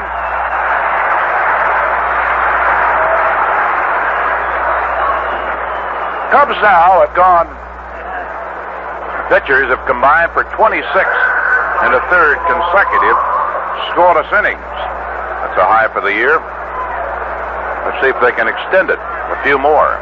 Roland Office has bounced out twice today. Center fielder for the Braves, a leadoff hitter, a left-hander stepping in. He swings the bat right from the knob, as do most guys today.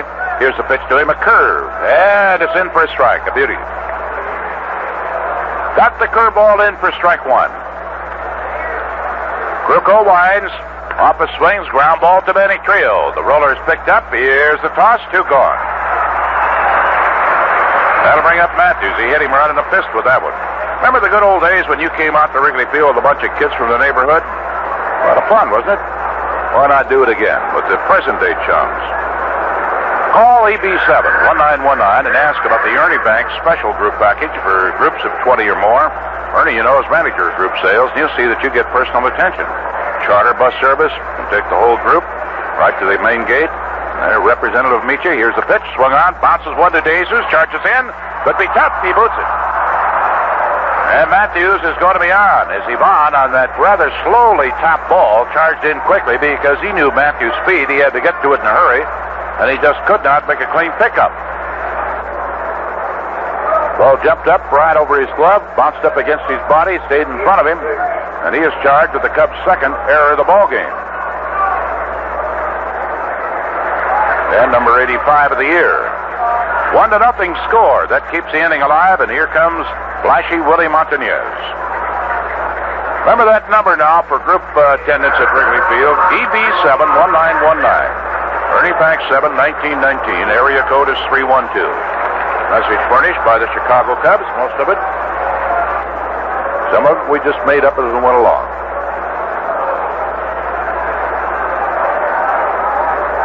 Montañez singled in the 4th inning, one of 2 hits that they have. There's a throw to first, and Matthews, who has fine speed, jumps back safely. Tried to steal in yesterday's game with Montañez at bat. Mitterwald shot him down to retire the side. Stretch the pitch.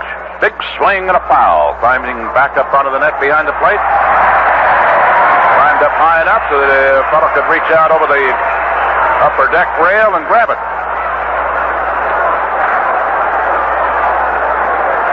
Remember, tomorrow we have a doubleheader. kids spend a day to go along with it. Rucco stretch. Here's a pitch. Martinez takes a curve into the dirt. Mitterwald rips that mask off to be sure Matthews doesn't get any ideas. Ball one, strike one. Tomorrow means one pennant free to each kid under the age of 14, accompanied by a fully paid adult. That's the first 15,000 tomorrow, so be on time. That's tomorrow.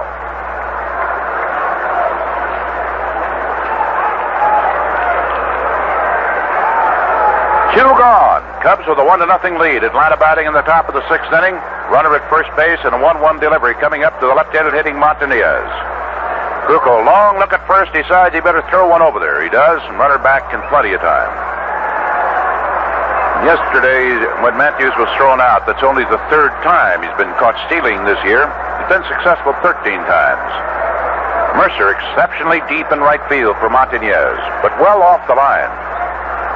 Rucco ready with the 1-1 pitch. Here it is. Swung on and a high fly ball deep to left. Cardinal, back. He's there. He's got it. And that retires his side. Jose Cardinal grabbing that one right on the edge of the warning track, the opposite side. So no runs, no hits, an error. One man left on. Boy, what a squeaker we've got again today. Rick Russell went the distance yesterday as the Cubs squeaked out a 1-0 win. They won in overtime the day before 4-3, and now we go into the Cub half of inning number 6, and it's the Cubs 1, Atlanta nothing. Things can be beautiful when beautiful furniture is to be had, and you've got the money in the bank. But even if the furniture is there when the cash isn't, there's still an easy way to furnish your home or apartment. Just call Friendly Bob Adams of General Finance Corporation at Andover 3-2020. You'll be talking to personal professionals who understand how a person can occasionally run short, especially these days. At General Finance, you're always treated courteously. If you have an existing balance at General Finance, feel free to extend it. Once a General Finance customer, always a friend. And if you're a woman, remember, Friendly Bob believes that individual loans for individuals, and your signature is the only one required. So enjoy beautiful new furniture in your home. Whatever your money problem, call Friendly Bob Adams to borrow up to $10,000 at Andover 3-2020. That's Friendly Bob Adams of General Finance at Andover 3-2020. There are over 65 offices in the Chicagoland area. They also have an office in Mundelein. General Finance. Steve Hargan, who spent most of his career in the American League, came over to this ball club at the June 15th trading deadline for a player to be named later. And it isn't that late yet. They haven't named him yet.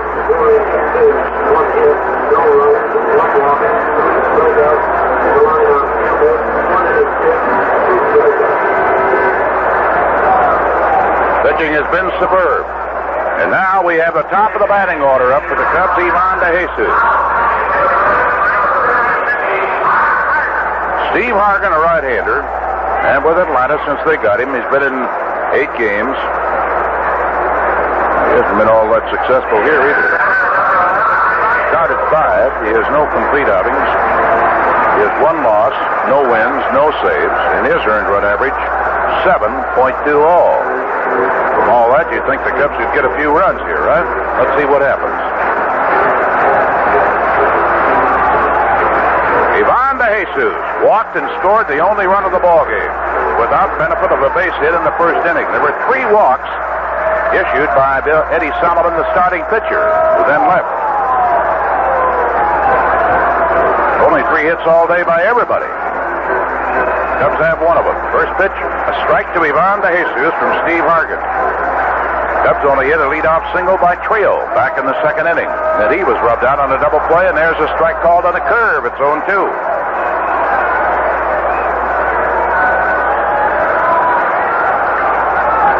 Ron starting today, hitting just .262. His bat has been in a tailspin for him, too. There's a ball that's wasted, low and outside. Ball 1, strike 2.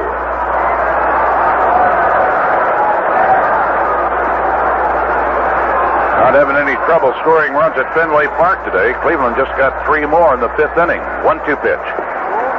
Ball low and inside. Ball 2. I'm sorry, it must have grazed his bat. Come back foul. So it'd be 1-2. Cleveland got 4 runs in the first. Boston 1 in the second, 3 in the third to tie it. Now Cleveland has gotten 3 more in the fifth inning to take a 7-4 lead. At the end of 4 1/2 at Fenway. Ball 2, strike 2. Devon swings and misses on a breaking ball. Looked like a slider. He jumped out after that pitch. Here's Cardinal, who was walked and been thrown out. Third baseman to Willie Martinez, who scooped it up out of the dirt. Both Jose and Jack Bloomfield, the coach at first, thought that Martinez had come off the bag to get that throw out of the dirt. But Terry Tata overruled him, 1-2. He's the first base umpire.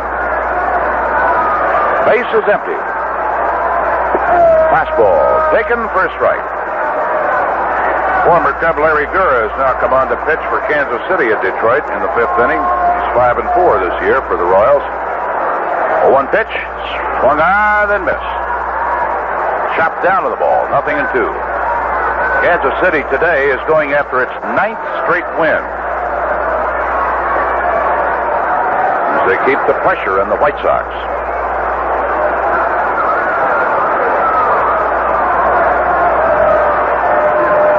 Jose had stepped out. Now the little guy is back in there. Here's the windup. The 0-2 pitch by Huggins. Swung on. He chops it foul. It skips into the box seats on the third base side. Yankees 3, Milwaukee 1 today at the end of 6 innings of play at Yankee Stadium.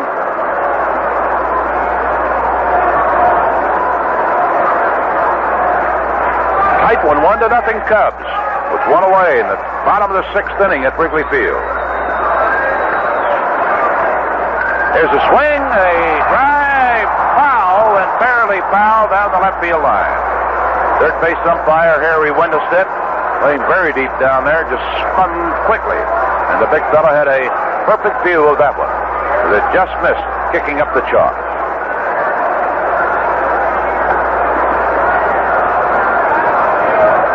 At Pittsburgh this afternoon, Cincinnati 4, Pittsburgh 1, as the Pirates come to bat in the bottom of the 7th inning. Sorry, the bottom of the 6th inning. Got ahead of myself. Hargan's 0-2 pitch. Goes after a rising fastball and gets under it and fouls it back out of play.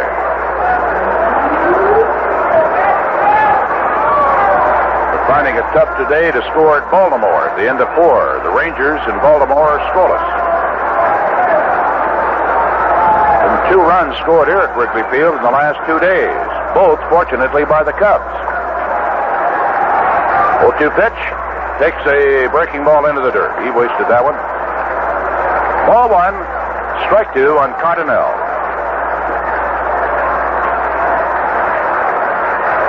Sox carry a 9-2 lead over Toronto in the 9th inning. 1-2 pitch. Tried to check his swing on a curve. The ball hit his bat and rolled foul over to the first base side.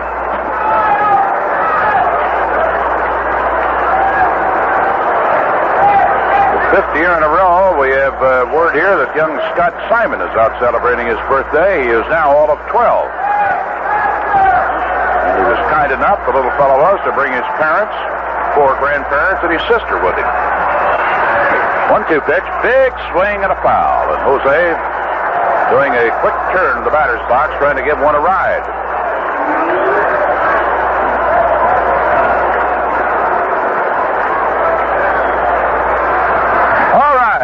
Junior, come on, let's get on.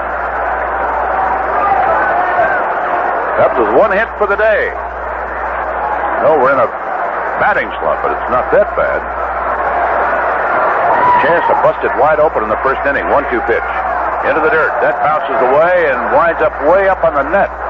Ball 2, strike 2. The first 3 Cubs reached on walks in the first inning off starter Ed Solomon. Then Don Collins came on, and he struck out Bobby Mercer. Caparado sent a little number out in the shadow left field that permitted a run to score. 2-2 pitch. High and tight, 3-2. But they forced Cardinal at third, so there could not be a hit on it. Then he struck out Olivares to retire the side. Collins wound up working 4 innings with 1 hit, single, walked 1, struck out 3. Dave Campbell worked 1 inning, struck out 2, no hits. There's a swing and a foul ball. It comes back up onto the net. 3-2 remains the count on Cardinal. They have thrown some awfully good-looking pitching at the Cubs this afternoon. Of course, Krukow has gone the distance, and boy, he's been tough. Gave up 2 hits in 1 inning. And has a shutout going. We're now in the bottom of the 6th with 1 away. Nobody on base. The count of 3-2 on Cardinal. Steve Hargan winds. The big fellow's next pitch. Swung on it. Drive it to left field. There's a base hit. Cardinal rips the single after making Hargan work and work and work, trying to get him out.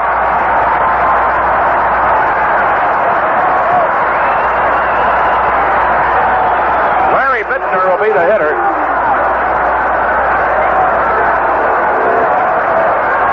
Cardinal and Martinez in a lot of conversation down there at first base. Been having some fun with one another throughout this series.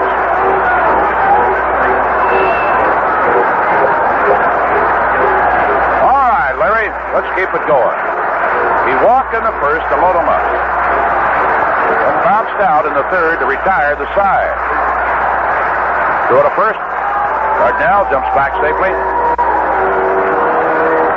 And the score is still 1-0 Cubs. Bright, sunshiny day, the wind coming in from right field. Here's the pitch. Bittner swings, ground ball, shortstop to his right, has it, goes to second.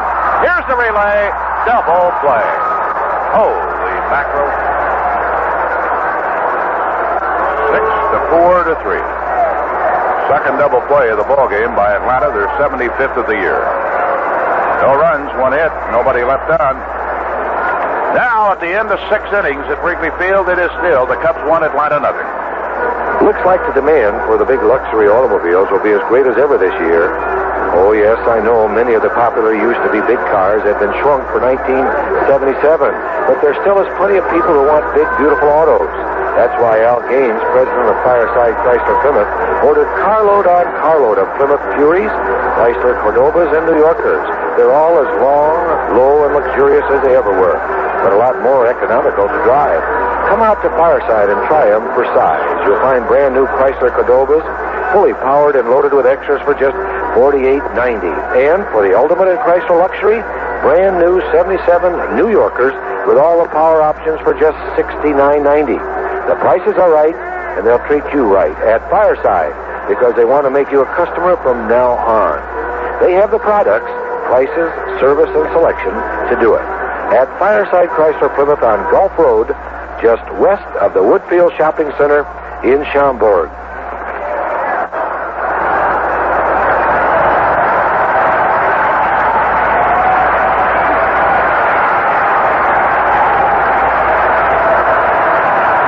Well, the White Sox turned in a 10-3 victory at Toronto today. Raybeck runs his record to 7-2. Levanchik the loser before a crowd of over 24,000 in Toronto.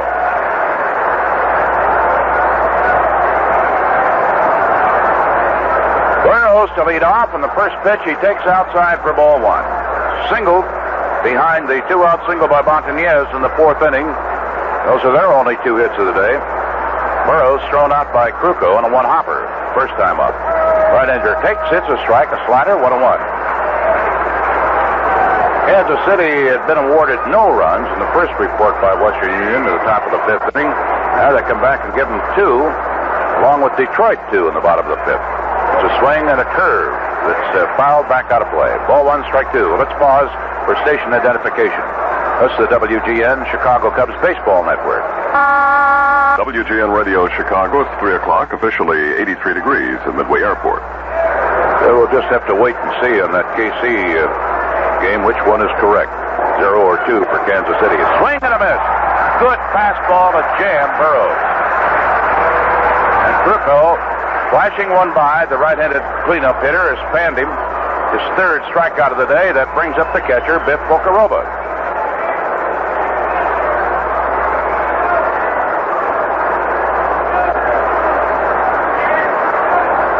Freddie Lynn has hit another home run today. Here's a swing and a ground ball charging in Manny Trio. This could be tough. He's got it. Throws in time. He's got it.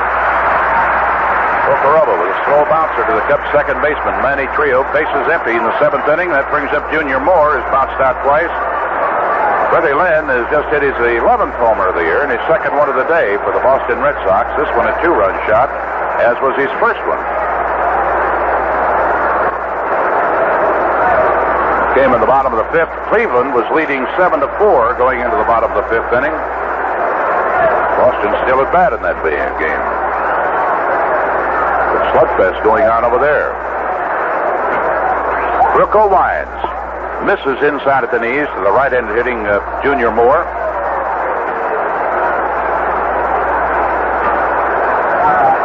Mike in the windup. There's a strike right at the letters. Ball one, strike one on him.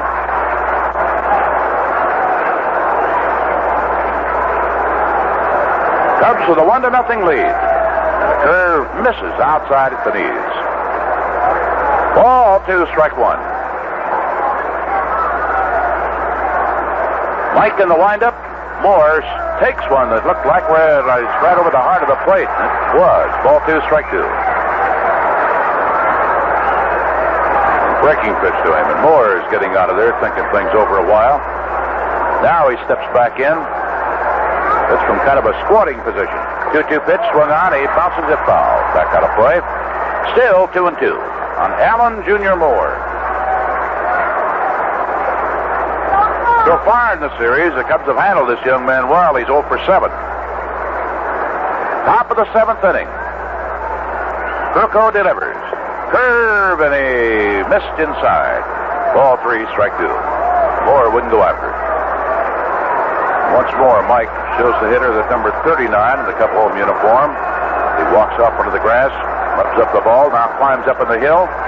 2 out, bases empty. The windup, the 3-2 pitch. Moore fouls it back up onto the screen. Still 3-2.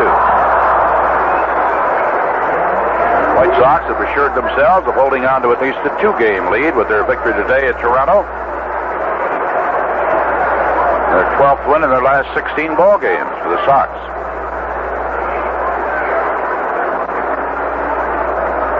Just have to wait now to see what Kansas City and Detroit do.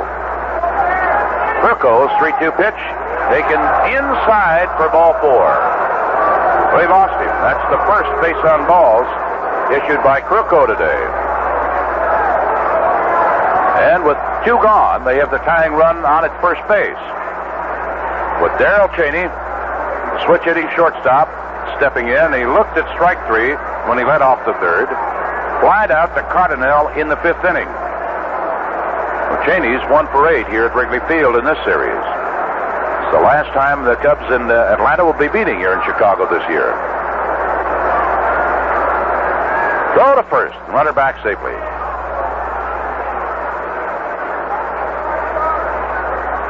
Cubs coming up with a run in the 1st inning. And it looked like they might bust it wide open because the first 3 Cubs reached on walks. Wound up getting a run without a hit. Ruocco now ready. There's a swing, and Cheney lets a high fly ball. Morales coming over into left center field, calling for it. Cardell's there. Jerry Morales grabs it one-handed, and back retires aside. No runs. No hits. 1 man left on. Ruocco has thrown a 2-hit shutout. The Cubs, who have only 2 hits in the ballgame, come to bat in the bottom of the 7th. Time for the stretch. They got that sign out here again. Buffalo's hero is the Juice. Ours is De Jesus. Trading that one in the aisles. All right, everybody on their feet. The score, the Cubs 1, Atlanta nothing. Say, did you hear what happened to Charlie Hamilton in Rockford? $10,000. That's what happened. He bought himself one of those Illinois State Lottery instant bingo tickets, made $10,000 just like that. Same thing happened to John Adamczyk in Chicago. Isn't that wonderful? Why, people are winning all over the state. Rose Nostoff in Crete won $500. So did Walt Konechny in Harwood Heights, Ed Urban in Wooddale, and Pat Ferretti in Chicago. That's nothing to sneeze at, you know, $500. Why, in just 4 weeks, almost 2 million people have won anywhere from a free ticket to $10,000. And I hear there's still more than 6 million winning tickets left. You can play instant lottery bingo anytime, you know, wherever they sell lottery tickets. So don't miss out on all the fun. You could even win a chance at the $1 million drawing. Oh, my heavens, I almost forgot. You heard about Basebal and Burbank, didn't you? Well, he won $10,000, too. I tell you, this instant bingo's the talk of the town, and you can take my word for it.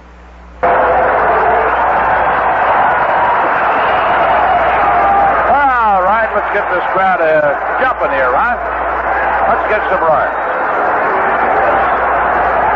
Bobby Mercer struck out on a 3-2 pitch, a sharp-breaking curveball in the first inning with the bases loaded. Looked at strike three when they led off the fourth, and now Mercer leads off the seventh inning. Started the day with a 6-game hitting streak. Steve Hargan, out of the American League this June, delivers, misses inside, ball one. Mercer, Morales, and Olivares, the Cub hitters in this inning, and let's have a few more after that, huh? Wind up, Hargan's next pitch, sinks low, ball two. By the way, the revised Cub roster book is now available for you. Just came off the presses. Tell you more about it after this pitch. With a count of 2-0. Let's see what happens. Here it is. Misses away. Ball three. They might let him go after this one. Crowd hooping it up. Ball three. No strikes on Bobby Mercer. Steve Hargan delivers. Mercer's taking right down the middle. 3-1. He won't have to take here. By the way, the Cub Farm Clubs have been going great guns lately. Give you a little report on them in a moment. 3-1 pitch. Gets entered. Hits a high fly ball to Burrows, the right fielder. He's got the glasses down and a lot of room. Now he comes in and makes the catch shoulder high for the out. That brings up Jerry Morales. Got credit for the run batted in that first inning. Could not get him a hit on it because they got a force play on that one at third. Grounded out to the shortstop in the fourth. That new revised roster book, something I think all you Cub fans will really want to have. Be up to date on everybody in the roster right now. Here's the pitch. Morales swings and a drive into right center field. That's going to be in there for extra bases, I think. He makes the third. Here's the throw. He slides. He's in with the double. Jerry Morales with a pitch up around his letters. Drove it into right center field. A two-bagger. That gives the little guy 25 doubles this year.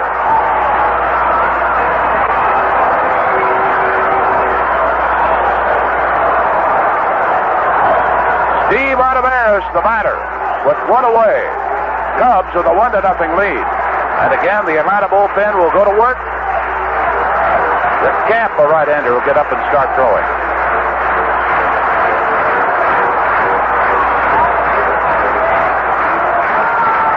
Olivares 0 for 2 so far. Here's the pitch. Steve takes the ball outside at the knees. Ball one. For all of the souvenirs that you can get at Wrigley Field, let me make a suggestion to you. Write to Souvenirs, Wrigley Field, Chicago, 60613. That list is free. 1-0 delivery. Taken high. Ball two. That's Souvenirs, Wrigley Field, Chicago, 60613. And be sure to send a stamped, self-addressed return envelope with your request. Find out all the things you can buy. 2-0 delivery. Olivares swings. Drive into right center field. It's got a chance of dropping in. It does. Lowry holds up Morales at third. As Roland Office gets the ball quickly into the infield. Texas Leaguer up without a Steve Olivares on 2-0. And the Cubs have runners at first and third with one out. And Manny Creel to be the hitter.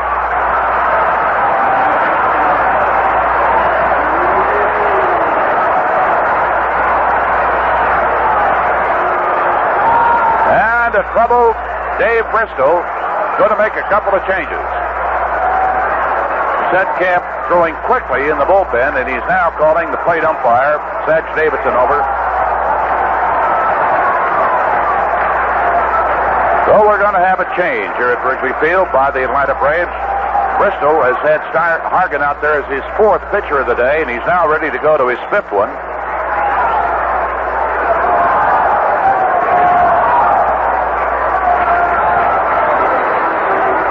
While we have a delay in the action at Wrigley Field with a score 1-0 favor of the Cubs, let's take time out for this message. Some people only sell paint. True Value hardware stores make it. And who knows more about paint than the manufacturer? True Test paint from True Value hardware stores has become one of the nation's best-known, fastest-growing brands. True Test paint like Weatherall acrylic latex house paint. It applies like a latex, wears like an oil base, and protects your home from all kinds of weather. And True Test Easy Care latex flat enamel with a hard enamel finish. Most stains just wash away so you don't have to repaint so often. Yet it still has that soft look that complements any room in your home. And Easy Care has earned the Good Housekeeping seal. Easy Care and Weatherall are among the many True Test paints made in True Value hardware stores' own factories. And they are among the most efficient and modern paint factories in the paint industry. So when you want quality and real paint know-how, go to the paint maker, your participating True Value hardware store. Because True Value is more than just a name, it's their way of doing business.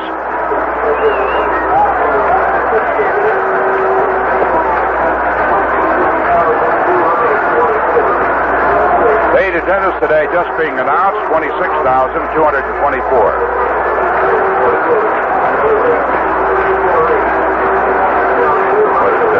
28,348 total in the house today. Paid 26,224. Tomorrow the Cubs will go over the 800,000 mark in paid attendance at home, as they're just about 8,000 below it now. Two changes. Jerry Royster replaces Darrell Cheney at shortstop, and Rick Camp, the new pitcher, right-hander. Royster will hit in the ninth spot, and Camp will bat where Cheney was. Tomorrow, remember, we have a doubleheader with the Houston Astros. First game action is slated to start at 12 sharply, and our broadcast on WGN at 11:40 in the morning, at 11:55 of the network. Single game Monday with Houston, then Cincinnati in town, a single game against the Reds Tuesday, a doubleheader Wednesday with Cincinnati, a single game Thursday. Tomorrow, pennant day. Manny Trio stepping in. Cub runners at first and third, bottom of the seventh, one out, 1-0 Cubs leading. Camp 5-2, suffered a loss in the first game of the series. First pitch swung on and fouled, back out of play.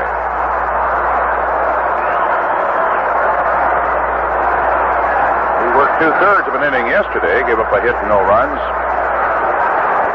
Worked a third of an inning in the 12th inning of the overtime game on Thursday and suffered the loss.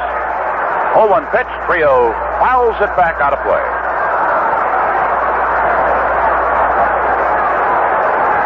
Manny habitually wears two batting gloves, one white on the left hand, one bright red on the right hand.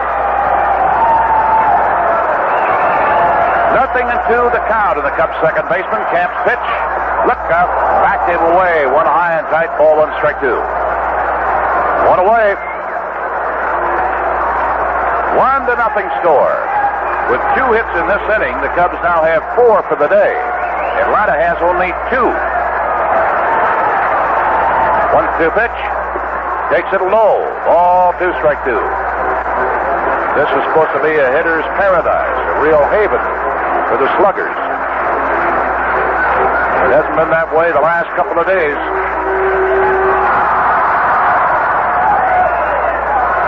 Now a count of 2-2. Here's the pitch. Swung on and he hits a high foul. It's going to be out of play in the first base side as they jammed him with that one.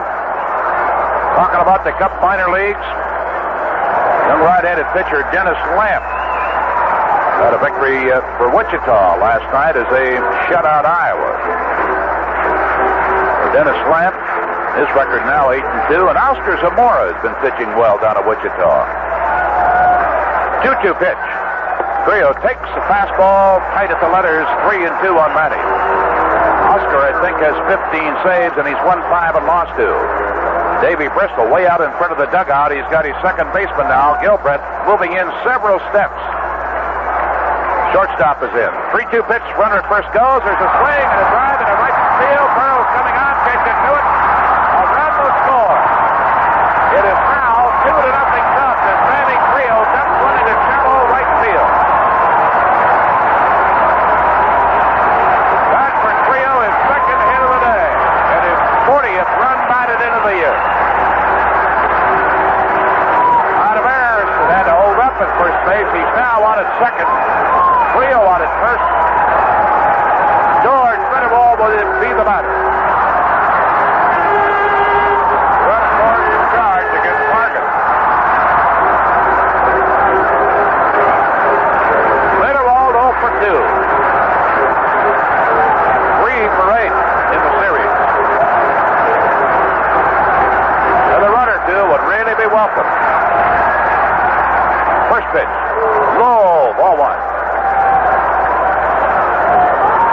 The Cubs' number 1 draft choice this year, Randy Martz, a pitcher, went all the way with the Cubs' Midland, Texas club to gain his first victory.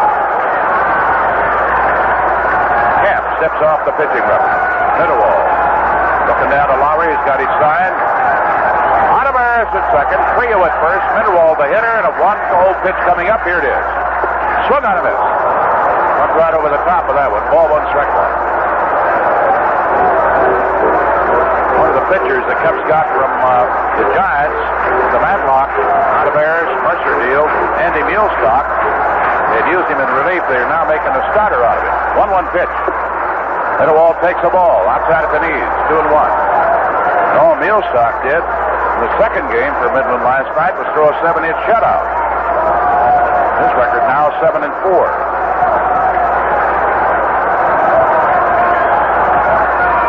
2-1 pitch to Mendenhall. Swung on, drive into left field. Hits in there for a base hit.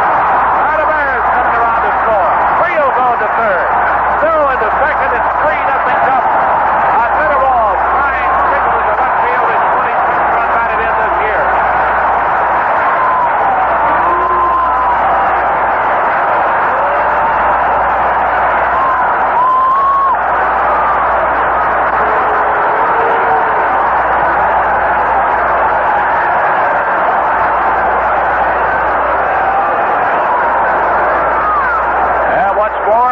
Bullpen will get busy.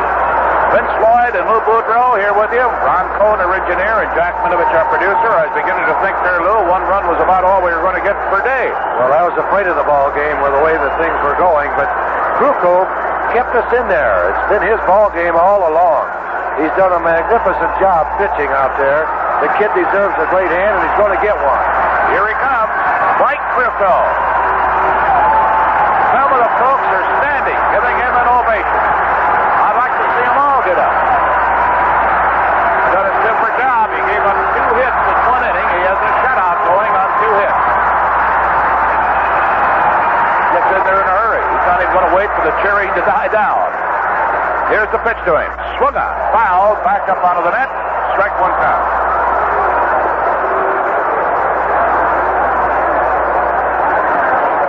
He's 0 for 2 as a hitter today. He's not able to sacrifice in the 5th inning. They let him swing away, and he finally struck out. Choking up in the bat about 3 inches. He swings and misses. Jumped right out across the plate. Trying to get a hold of that one. He had a good cut. 0-2. Cubs with a 3-0 lead now.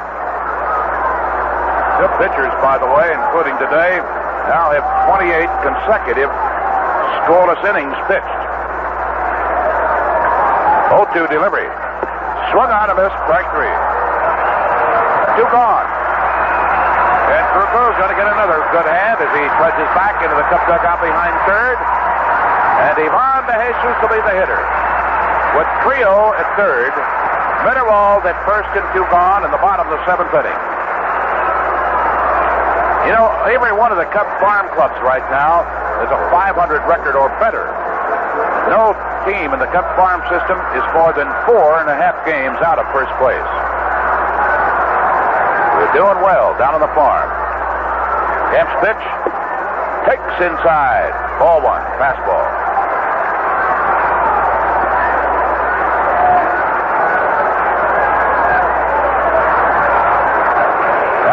chance starts, we want to hit. The Aces 0 for 2 officially. Walked and scored in the first. Here's the delivery. Ivan takes. Breaking ball is a strike right at the knees. Ball 1, strike 1. Boy, Pittsburgh came storming back against the Cincinnati Reds. 4 runs in the bottom of the 7th inning to take a 5-4 lead. Fastball, he goes after it, fouls it back out of play. That's Cincinnati pitching. Really a headache for Sparky Anderson this year.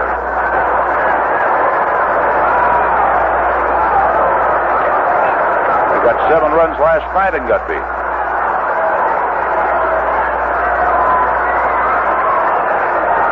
Two out. Runners at first and third. 1-2 pitch.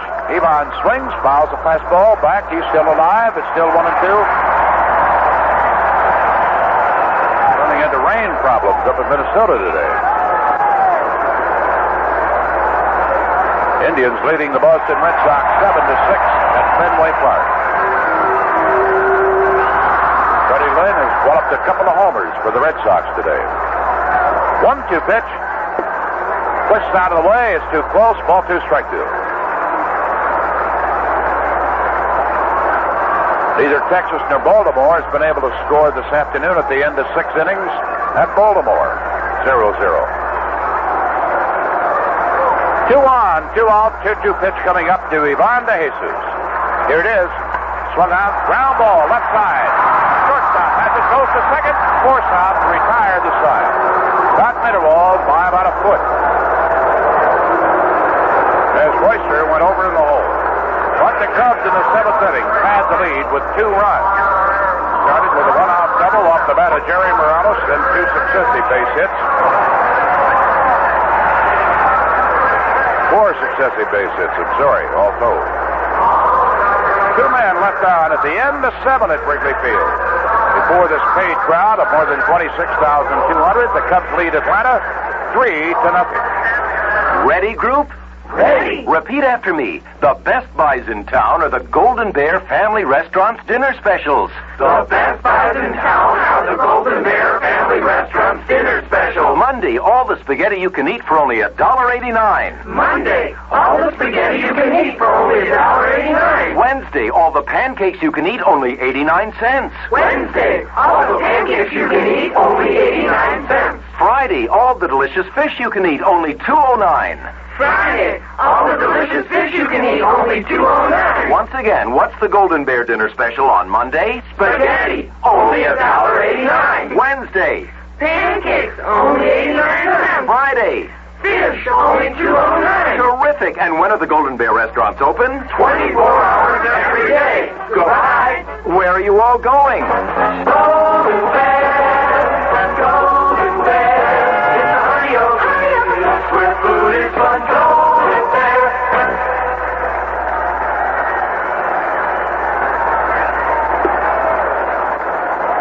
Rod Gilbreth, Jerry Royster, and then Roland Office are the first 3 Atlanta hitters slated to come up here in the ball game. Got a letter here from Cedar Rapids, Iowa, from Betty Robertson, and we have to apologize. It didn't come in time that we could acknowledge what she wanted us to do on Friday. Great Cub fan, we understand, in Cedar Rapids. The name of Gilbert Martin. Just celebrated his 76th birthday on Friday. We hope it's a good one. First pitch from Kruko misses high, and Mitterwald goes out there to get on him a little bit. Gilbreth reached in an error and looked at strike 3 in the 5th. He was rubbed out on a double play ball in the 3rd after reaching on the air. 1-0 pitch. Takes a fastball a little high. Tell us that Mr. Martin out there has been an avid Cub fan for over 40 years. There's the ball in too close. 3-0 now. Come on, Mike. Don't put him on with a walk. Right-hander winds. 3-0 delivery. He's going to take. It's in there. 3-1.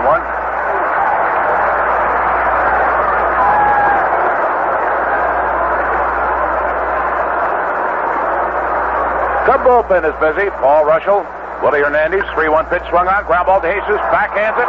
Deep in the hole. Long throw. Base tremendous effort by Ivan de Jesus. Rifled a throw after backhanding the ball deep in the hole, had a foot in the outfield grass. But for just a second, he might get the call on it, Lou. Well, only if Gilbreth hustling down that line, 9 times out of 10, a hitter will ease up, thinking that ball has gone through for a base hit. But Gilbreth ran very hard and hustled to beat it out for a base hit. That is Atlanta's third hit of the day. Here is Jerry Royster batting for the first time in the ball game when they made the double switch, pitching change and an infield change that put Royster into bat ninth. Little right-handed hitter. Batting 202. Takes the first pitch as strike call. Monday night, we want to remind you, after the ball game at Wrigley Field, plan to go down to Soldier Field. Watch the Chicago Bears inter-squad game. The proceeds going to the athletic fund of Chicago's public high schools. 0-1 pitch. Swung on. Lines one down the left field line. A solid base hit. Runner rounding second will hold. This Cardinal gets a throw into the infield. Fastball, and Royster ripped the liner over the head of Oliveris at third.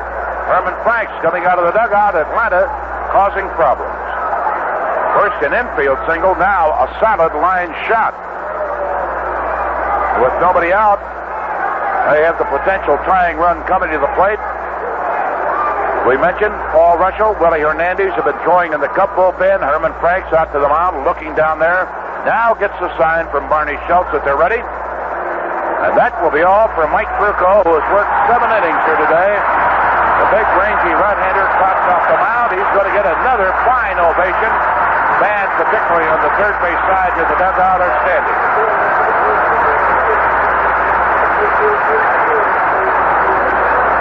Mike has not had a victory since the 26th of June. Pitched superbly here today, and I hope that the Cubs can hold on and win this one for him. Willie Hernandez will be the new pitcher to face Roland Office or a pinch hitter. And with the score 3-0 in the top of the 8th inning, we have a delay. Let's take time out for this message. One of the most exciting plays in baseball is the hit and run. Now, it may look easy, but the game within a game involving runner, batter, pitcher, and catcher is an intricate exercise in teamwork requiring perfect timing to bring it off successfully. And you know, that's a pretty good description of the way they brew Heileman's old-style beer. The Great Light taste is no accident. It's the result of brewing experts working together to select only choice, ripe grains picked at the peak of flavor. Then these same experts insist on brewing with sparkling, pure Wisconsin spring water. Water that flows from deep beneath the ground. Some folks say all the way from Canada. They use this water to pure brew, double brew, old style, the slow, old world way, in a process called krausening. Now, when you brew a beer once, you've got a good beer. When you brew a beer twice, you've got a great light beer. And Heileman's Old Style is one American premium beer that is still fully krausened, naturally carbonated in the old world way. Try Old Style, pure brewed in God's country.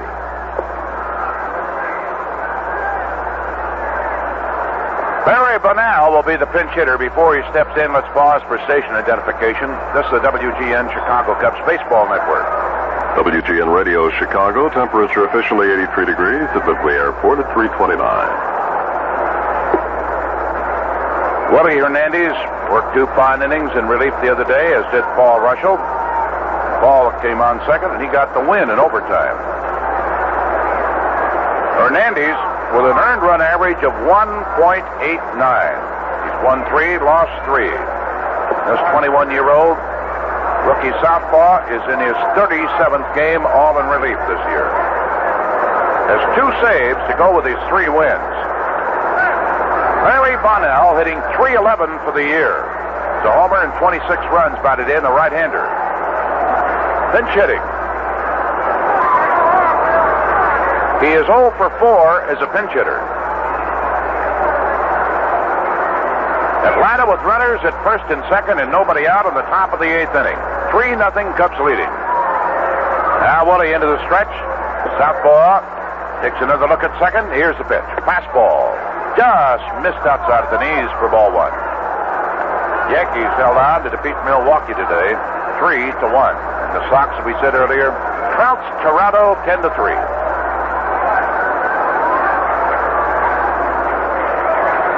Here it is 3-0. Cubs leading, but Atlanta threatening in the 8th.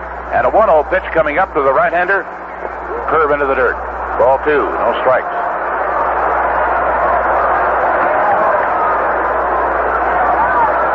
Hernandez allowed only 40 hits in 62 and a third innings. Only 8 unintentional walks. 41 strikeouts. That's superb pitching. 2-0 delivery by the rookie. Low into the dirt with a fastball. 3-0.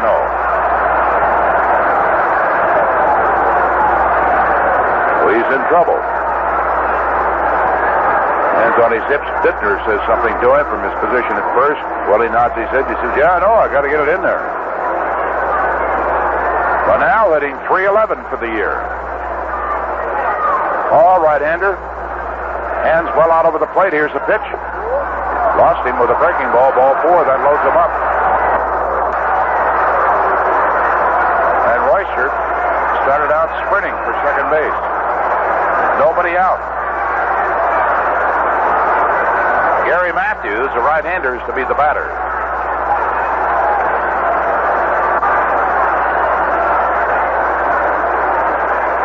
They have one left-handed pinch hitter over there that I remember, Joe Nolan. Now you got Matthews, a right-hander, then you have Montanez, a left-hander, and Burroughs, a right-hander. Hernandez from the windup with the bases jammed, a swing and a miss. Went right over that one. And a good pitch to him, down and in. The Heat's on at Wrigley Field, 3-0. Cubs leading, and Atlanta loaded the bases with nobody out. Willie in the windup. Matthews swings and misses again. Right over the top of that ball. Was just about at his knees.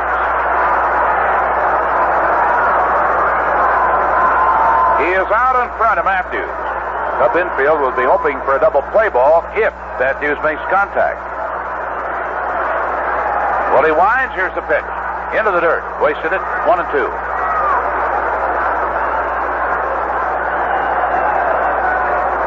The Cubs with 6 hits and Atlanta with 4. Cubs picked up a run, a cheap one in the first inning. Finally got 2 to pad the lead in the 7th. Now, a 1-2 delivery.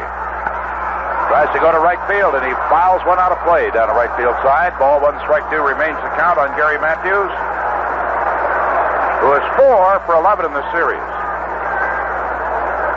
Started today hitting .290. He is no patsy. Lays the bat back on the shoulder. Here's the pitch. Swung on. Ground ball. Base hit. Pass out of Ayers. 1 run is scoring. Another run coming to the plate. And Gary Matthews, with that magic wand, managed to get one just barely out of the reach of Olivares, who dove to his left, the shortstop side. De Jesus came over. It barely eluded him on. And a 2-run single makes it 3-2 Cubs. They have the tying run in scoring position. The go-ahead run out at first, and there's still nobody out.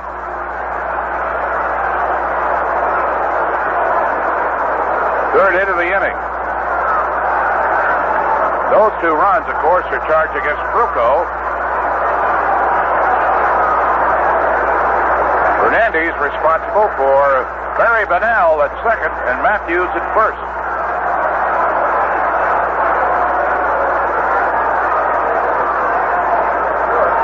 Brown single. Barely got by that infield. Mitterwald going out to talk to Hernandez.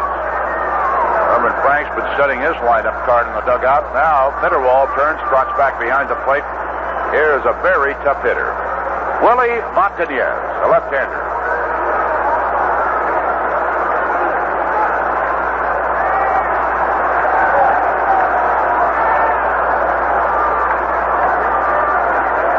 Runners at first and second with nobody out in the 8th inning. Montanez has hit the ball hard every time up today. He's 1 for 3. Look at second, and Hernandez steps off the pitching rubber. Tying run, Barry Bonnell, pitch hitter who walked, is on at second. Matthews on at first. Now the pitch. Takes a fastball low and away. Shortened up like he's going to bunt. You think he's going to bunt, Lou? Yes.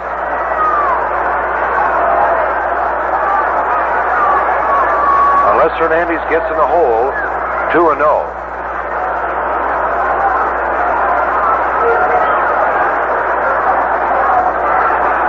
Willie studying.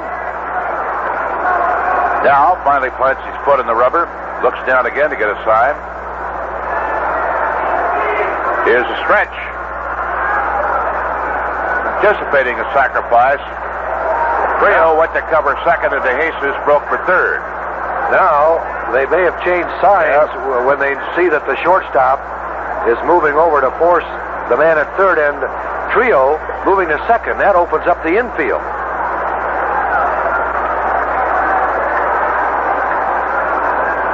Martinez is yet to sacrifice this year.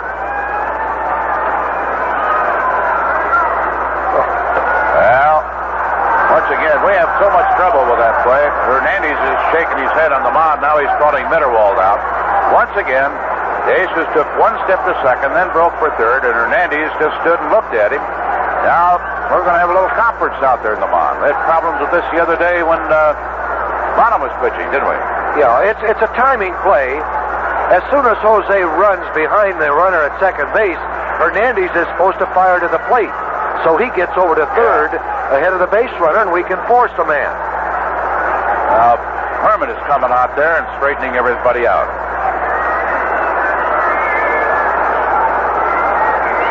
Davey Bristol, meantime, has come over out of the dugout, and he has talked to Willie Martinez, his hitter. Herman goes back into the Cub dugout. Bristol over in the first base dugout. The score, the Cubs 3, Atlanta 2.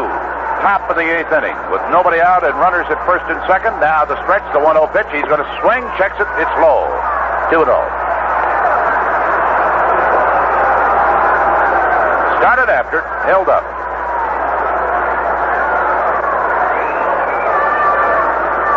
Bittner just about even with the bag and about 6 feet off of it at first base.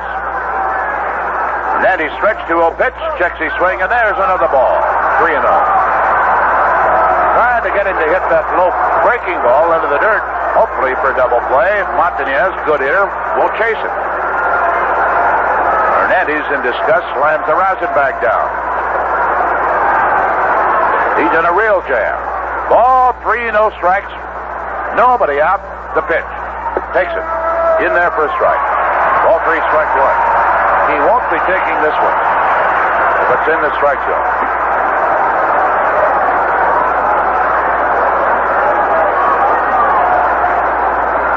Hernandez bending low over the plate, or over on that mound. Here's the pitch. Swung out. He fouls it sharply back. Off of Mitterwald. Had a pretty good cut. Ball 3, strike 2.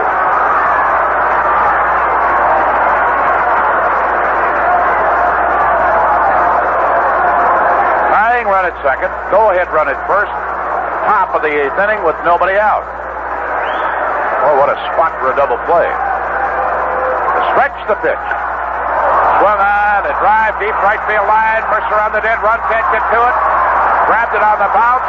Here's the tying run scoring. Here's the throw to second. Another run coming to the plate. DeJesus drops the ball. He scores. Atlanta leads. 4-3.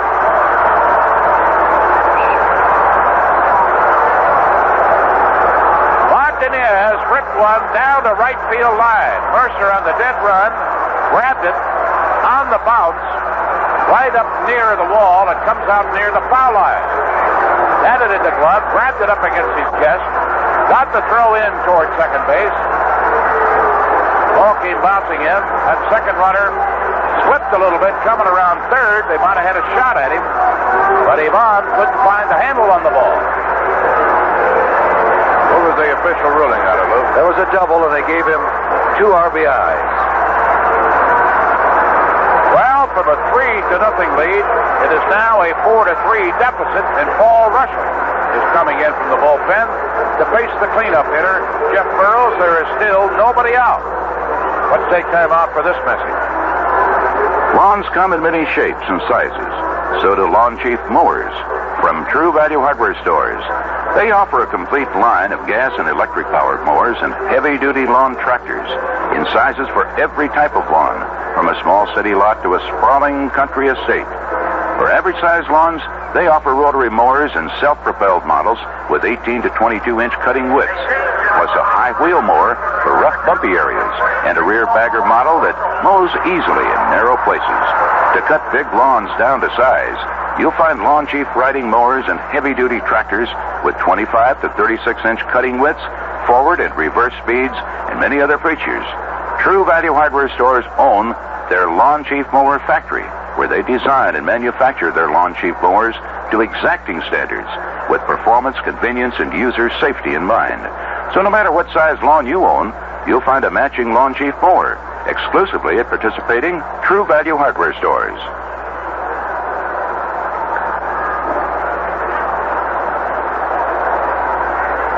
Jeff Burroughs against Paul's brother Rick yesterday didn't have much luck. In fact, he was the guy that Rick struck out to end the ball game yesterday.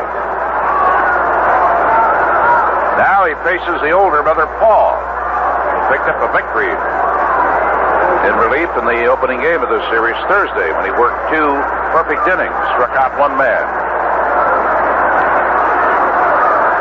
He got Burroughs to ground out against him in the 11th inning, the only time he faced him, with the first pitch, a ball, too low.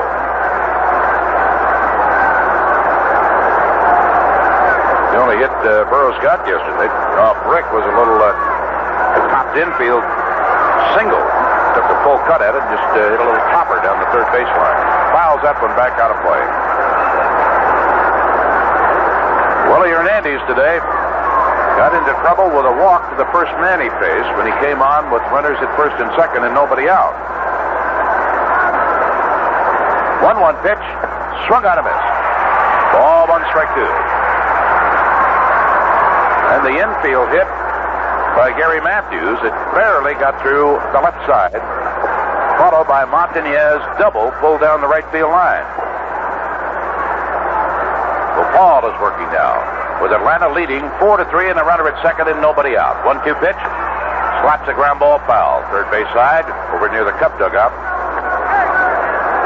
Burroughs starting today, hitting .267. He's 3 for 12 in the series. So Mike Krukow worked 7 fine innings, cannot pick up a victory. He will not be involved in the decision of this ball game. Long look at second, the 1-2 pitch. Fastball foul, back out of play. Donnie Moore is now throwing in a Cub bullpen. There'll be a roster change very likely made tomorrow when Gene Clines is due to come off the disabled list. Somebody will have to depart to make room for Clines. 1-2 pitch. Burroughs takes a slow curve that's low. Ball 2, strike 2.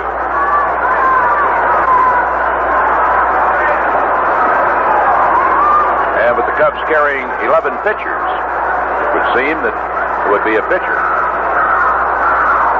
who would go to make room for Clines. Runner at second, 2-2 pitch. Burroughs swings, bouncing ball over back at second base, picked up by DeJesus. He takes the throw to first base in time. But ground ball permits Montañez to go to third, as DeJesus had to go sharply towards the bag at second to make the pickup. One away, man at third. Bocarobo will be the batter. Infield now will come in. We're in the 8th inning with Atlanta leading 4-3. Going to put him on intentionally. And Junior Moore, the third baseman, twirling a bat in the on-deck circle, due to hit next to set up a possible double play. And it gives us a moment here to acknowledge a few more of the big groups that are here this afternoon. 100 from the Adjusters Association of Chicago. From Rochelle, Illinois, the Calvary Lutheran Church, group of 53. Great Lakes Naval Base has a group of 49. Wayne, Indiana. John Jacob, a group of 20. Lansing, Illinois Sportsman's Club is here. A big group of 96 from Lansing, Illinois. From Rockford, the Lincoln Park Church of Christ, a group of 39. Mr. K's from Evergreen Park, a group of 45. Those are just some of them. All right, the intentional walk issued. Bocaroba at first, over at third. Montañez in the batter's box. Junior Moore, right-hander. Paul Russell's first pitch. He is going to butt. Gets it on the first base side. Picked up by Bittner. Runner coming to the plate. Throws. He slides. He is out. Back to plate. They tried the screen. It does not work. Bittner had just a momentary problem getting the handle on the ball. But his tag-to-minor ball was a good one. George blocking that plate. Montañez is shot down for out number 2. They have runners at first and second.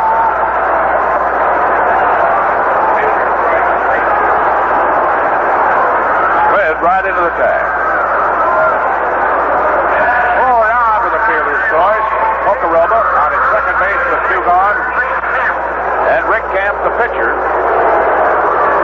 hitting in Cheney's old spot in the batting order, steps in. He swings a one-hopper back to Paul Russell. Cracked his bat. It's an easy out. The side is retired. And Paul Russell gets the job done. Picked up 4 runs, first 4 batters, reaching and scoring in that inning. 4 base hits, 2 men left on. So the Cubs, who were leading 3-0, now come to bat at the bottom of the 8th inning, trailing. Atlanta 4, the Cubs 3.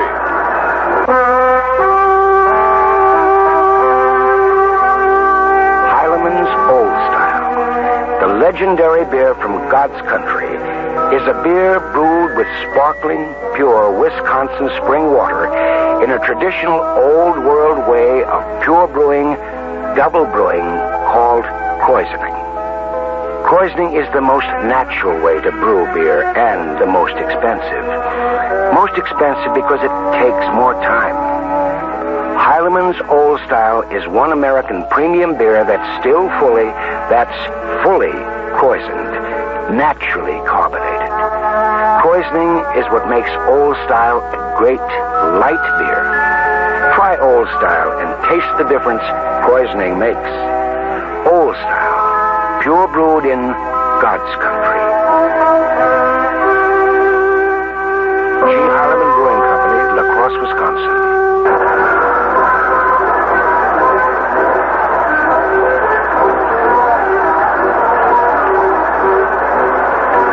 Tallied a run way back in the first inning, and that came as a gift. Eddie Solomon, who started the ball game as a pitcher, walked the first 3 men. He left. Don Collins came on, struck out Mercer. Morales left a little pop-up in the shallow left field, just barely out of the reach of Cheney, just barely out of the reach of the left fielder. But they forced Cardinal at third while DeJesus scored, so you could not give him a run, or you could not give him a hit when you get the force play on. It was too far out to be called an infield fly. They got the first run. They earned the second pair, or the next pair rather, in the 7th inning on some hits. Now, Cardinal stepping into the batter's box, the first pitch. Checks his swing, the ball hits his bat and goes foul very sharply into the box seats at the first base side.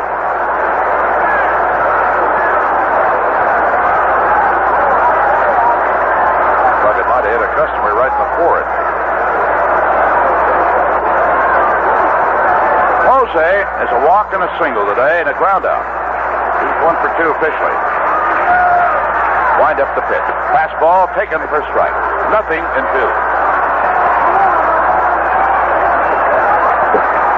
Philadelphia got underway at San Francisco this afternoon. That ball game is now tied 1-1, bottom of the second. Here's the pitch. Fastball outside, ball 1, strike 2. And in the 9th inning at Pittsburgh, Pirates lead Cincinnati 5-4. 1-2 pitch. Cardinal goes after it, fouls it out of play to the right side. Tonight, the Dodgers will try once more to beat Montreal, which has beaten Los Angeles 2 in a row. San Diego hosts the New York Mets tonight on the West Coast. The Mets shut them out last night, 5-0. Met-like. Curling that one for New York, and Houston will be at St. Louis tonight. And split their first two games. 1-2 pitch. Swung on, a liner to the glove of the shortstop, Jerry Royster, for the out. One away in the bottom of the eighth inning brings up Larry Bittner. Hit into a double play in the sixth, grounded out in the third, walked in the first. Yankees a winner over Milwaukee today, 3-1. The White Sox trouncing Toronto 10-3. More than 38,000 at Yankee Stadium today, and up at Toronto over 24,000. And 5 home runs hit at Boston this afternoon, 2 of them by Freddie Lynn. Fastball to Bittner's high, ball 1. One by Andy Thornton, one by Carlton Fisk, one by Rico Carty for Cleveland. 1-0 delivery. Bittner swings. Ground ball over the pitcher's mound. Back end of the second baseman. The throw bounces in. He is safe at first base. Barely managed to leg it up. Bittner is on, and that represents the tying run. Bobby Mercer will be the hitter.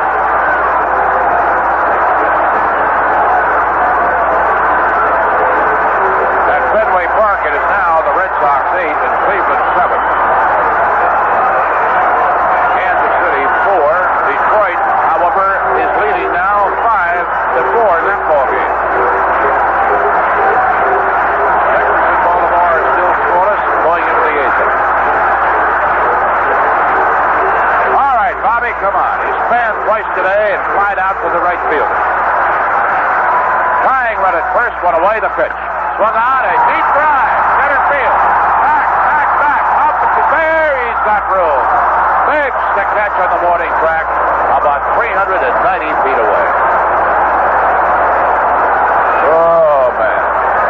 About 15,000 fans had come up out of their seats to watch the flight of that ball, thinking for just a moment it might be enough. You got a win today coming in. Wound up a long out, 2-away. Here's Jerry Morales, who doubled and scored in the 7th inning. Got credit for the run batted in the first inning. He is 1 for 3 today. 2 away, trying run at first. Atlanta leading 4-3, bottom of the 8th. Rick Gapp's first pitch. Taken for a strike at the letters, inside corner. Oaklawn Athletic Club here, the group of 40. Here's the pitch. Swung on. Little pop-up. Second baseman out. Right fielder in. And dropped. In for a base hit. Bittner out at third. Morales with a little Texas leaguer. Just out of the range of Gilbreth, the second baseman, and Burrows, the right fielder. And Steve Olivares, chance to be a hero.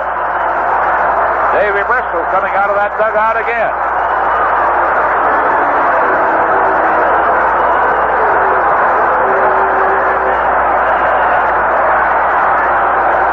Olivares singled and scored in the 7th inning. Steve 1 for 3. 2 gone. Comes now with 8 hits for the day.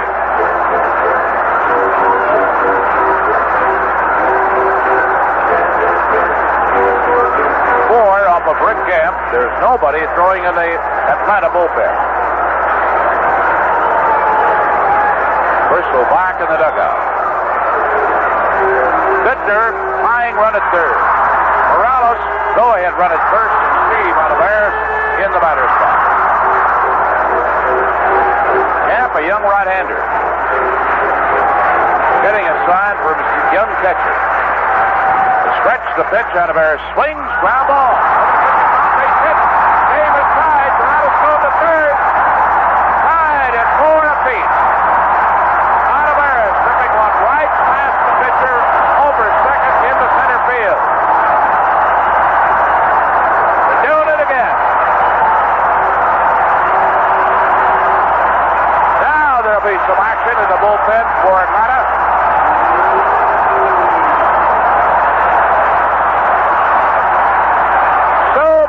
times in this 1977 season, the Cubs have fought from behind. So many times they have been able to score after two men were out. There's a mighty big hit. Now Manny Trio, who has 2 hits today, steps in, swings, fly ball.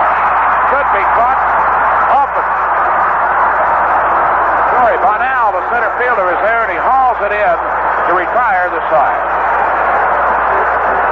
But the Cubs have tied it in the 8th inning with a run. 3 hits, 2 men left in the basement. And at the end of 8 at Wrigley Field, it's all tied 4 apiece. True Value Hardware stores think there should be 60 feet in every yard. So they're offering the True Test 60-foot vinyl hose for your yard for just $6.99. It's 60 feet long to make it easier to water your lawn, shrubs, garden, or even wash your car. It's nylon reinforced for strength. It stays flexible in all temperatures, and its solid brass couplings won't rust. Get the True Test 60-foot nylon reinforced vinyl hose with 5/8-inch inside diameter for just $6.99. Or choose the True Test 60-foot rubber hose from True Value Hardware stores. It's made of strong Flexoline rubber that coils easily, and it's reinforced for greater burst strength. See the complete selection of True Test garden hoses exclusively at participating True Value Hardware stores. True Value Hardware is more than just a name. It's a way of doing business that means True Value.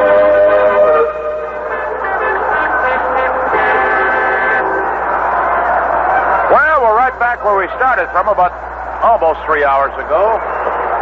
Tied up. Now each team with 4 runs. Fireworks have come late. And leading off, Rod Gilbreth, the second baseman. He led off the 8th inning. Got himself an infield hit and scored. Paul Russell facing him now. Delivers. Fastball. Letter high, strike ball. Cubs with 9 hits. Atlanta with 6. Drew brought all the balloons drifting down. There's a swing and a foul. Back out of play under the screen. A couple of them floating around on the breeze on the screen and net behind the plate.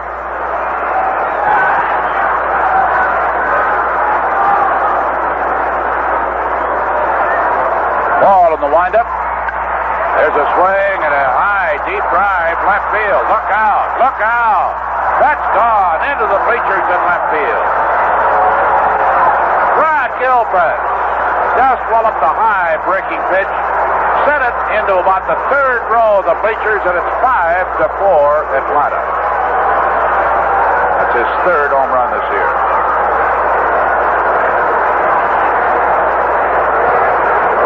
Back room.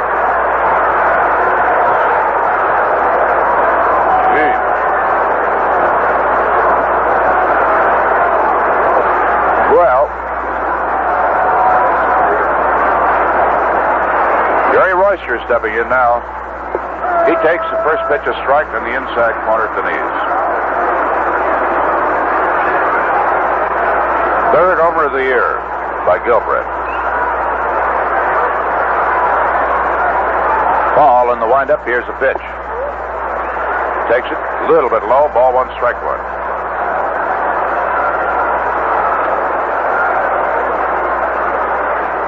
Sixth homer of Paul this year. There's a strike. Ball 1, strike 2.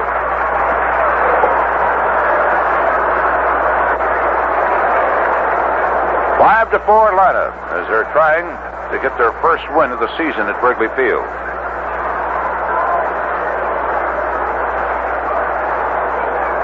Ball in the windup. Royster takes. It's a little low. Ball 2, strike 2. Pittsburgh held on. They defeated the Cincinnati Reds today, 5-4 in Pittsburgh now. There's a 14 out of their last 19. Here's a swing and a roller down to DeJesus at short. He's got it. Royster is out. One away in the top of the 9th inning. Before Barry Bonnell steps in, Let's pause for station identification. This is the WGN Chicago Cubs Baseball Network. WGN Radio Chicago, 85 degrees officially at Midway Airport, coming up to 4 o'clock. Bunnell came in as a pinch hitter and drew a walk in the 8th inning, and he scored. Came in on Martinez double that drove in a pair of runs. That gave him a 4-3 lead. Cubs tied it, but now homer by Gilbreth, then they have the lead back. Here's a foul ball slashed into the end of the Atlanta dugout.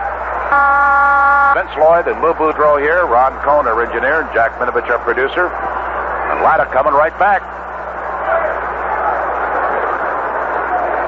You're not so startled when a guy like Matthews, Martinez, Burroughs will homer. Here's a swing and a liner just out of the reach of De Jesus. He's on with a base hit. Bunnell with a single. And that brings up Gary Matthews. Boy, when a guy like Gilbreth cranks one out on you, really makes the blood start to course through the veins a little faster. Let's just see where Tim Foley yesterday for the Giants hit 2 homers. So you never know when a guy swings that bat hard what's going to happen. There's a swing and a miss and a very, very hard swing by Gary Matthews.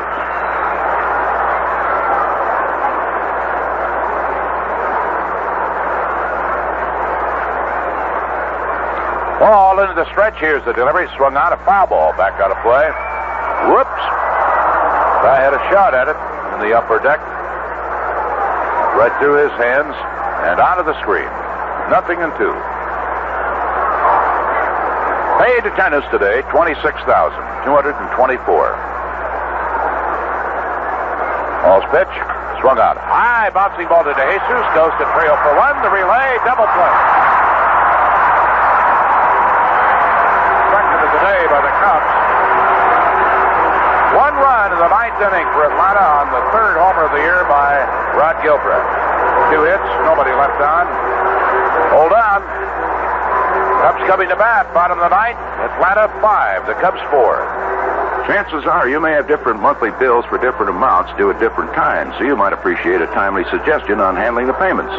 Consider combining all your monthly bills into a single, convenient monthly payment with a consolidation loan from friendly Bob Adams at General Finance Corporation.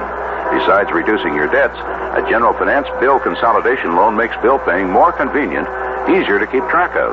Call friendly Bob Adams at Andover 3-2020, where there's someone willing to listen and willing to help. Even while your phoning action begins on your own personal General Finance consolidation loan, it lets you reduce a month's collection of scattered bills to one convenient monthly payment. Bill paying is simplified and organized. You may even save money over the long run. So whatever your financial problems, call friendly Bob at Andover 3-2020. It's Andover 3-2020 for a General Finance bill consolidation loan up to $10,000. There are over 65 offices in the Chicagoland area. Also an office in Naperville.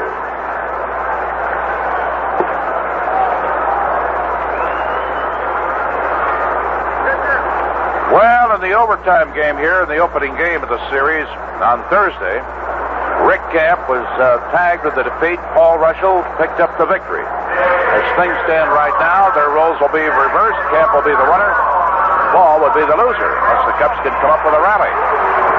Greg Gross is going to pinch hit to open up the 9th inning. Batting for Mitterwald.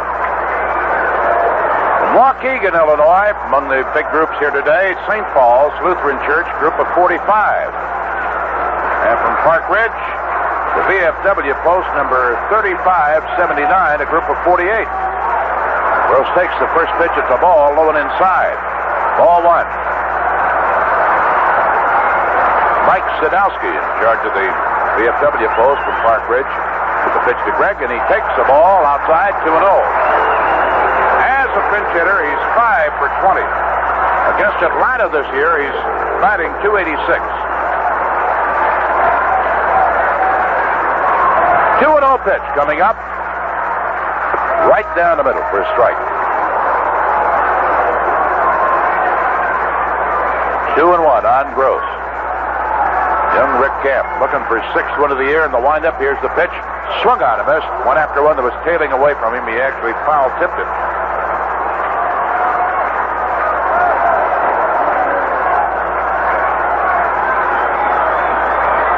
Ball 2, strike 2 the count.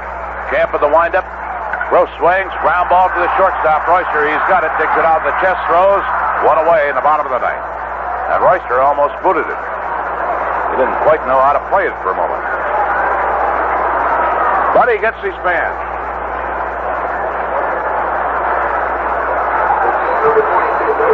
Here's Bill Buckner going to come out to pinch hit now for Paul Russell.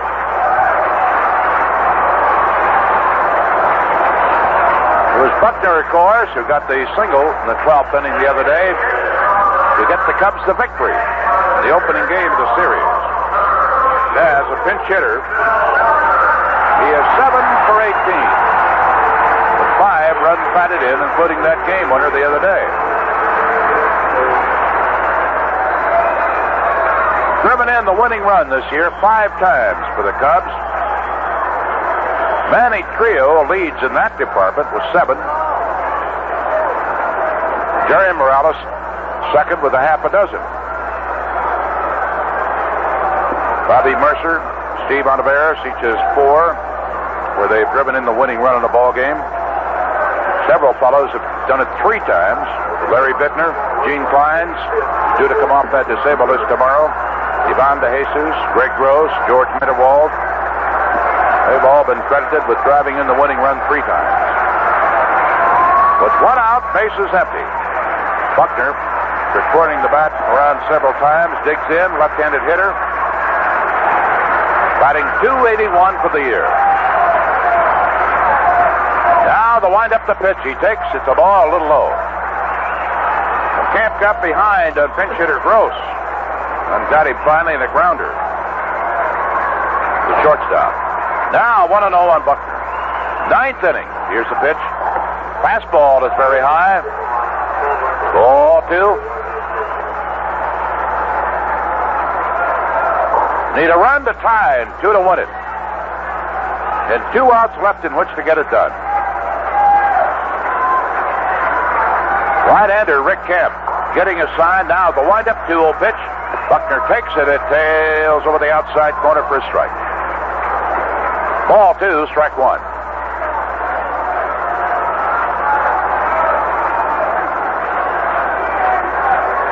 2-1 delivery. Swung on, a drive into center field. Bonnell is there, and he comes in and makes the catch just above the knees. They're 2 gone. And it looks like Atlanta is going to stop the string. They had dropped 5 straight at Wrigley Field this year, and then this is the last meeting between the 2 clubs in Chicago this season. With 1 out, Ivan De Jesus, the batter, and some of the fans heading for the exits. 5-4 Atlanta. Gilbreth's homer in the 9th inning, leading it off, his 3rd of the year. The difference in the ball game right now. Wind up by Camp to pitch. Ivan is going to bunt, pops it up. Catcher is there, grabs it. The ball game is over. Biff Pocaroba grabbing the ball about 15 feet down the third base line. And in the 9th, it's all over with. 3 up and 3 down. Atlanta wins the final game of the series. The score out here this afternoon, the Braves 5 and the Cubs 4. If your exercise program includes sit-ups, try doing 14,118 of them. Sound impossible? It's not. Dale D. Cummings did it. 14,118 sit-ups from 11 p.m. November 29th to 11:02 a.m. November 30th, 1965. I'm Mike Pyle, and that's the way it's recorded in the Guinness Book of World Records. 12 hours and 3 minutes worth of grunts and groans, and a world record. If you think that's amazing, consider this. The world's largest Oldsmobile dealer doesn't operate out of a big city. That's right. Weil Olds, the world's largest Oldsmobile dealer, makes its home in little old Libertyville, Illinois. And smart shoppers are coming from Chicago, from all over the state, even from neighboring states, to buy their new Oldsmobiles from Weil in Libertyville. Why? Why do more people buy their new Oldsmobiles in Libertyville? You won't find the answer in the Guinness Book of World Records, not yet anyway, but you will find it in Libertyville, Illinois. home of the world's largest Oldsmobile dealer.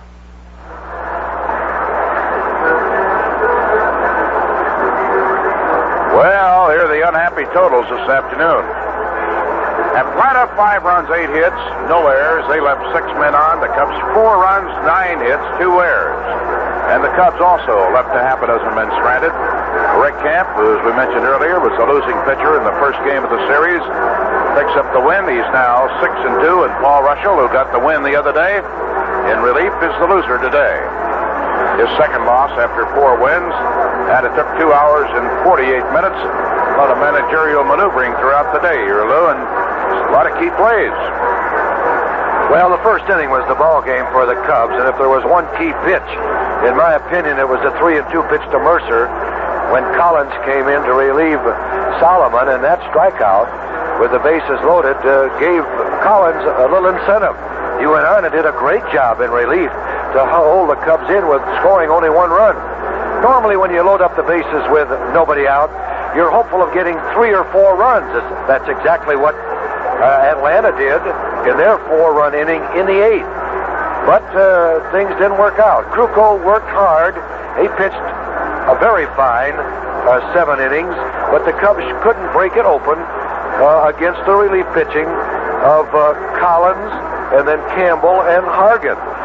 Cubs scored 2 against Hargan, but I think if the first inning we could have scored 3 or 4 runs, that would have given Krukow a little breathing area to work, plus the fact that perhaps we could have picked up 1 or 2 more along the way.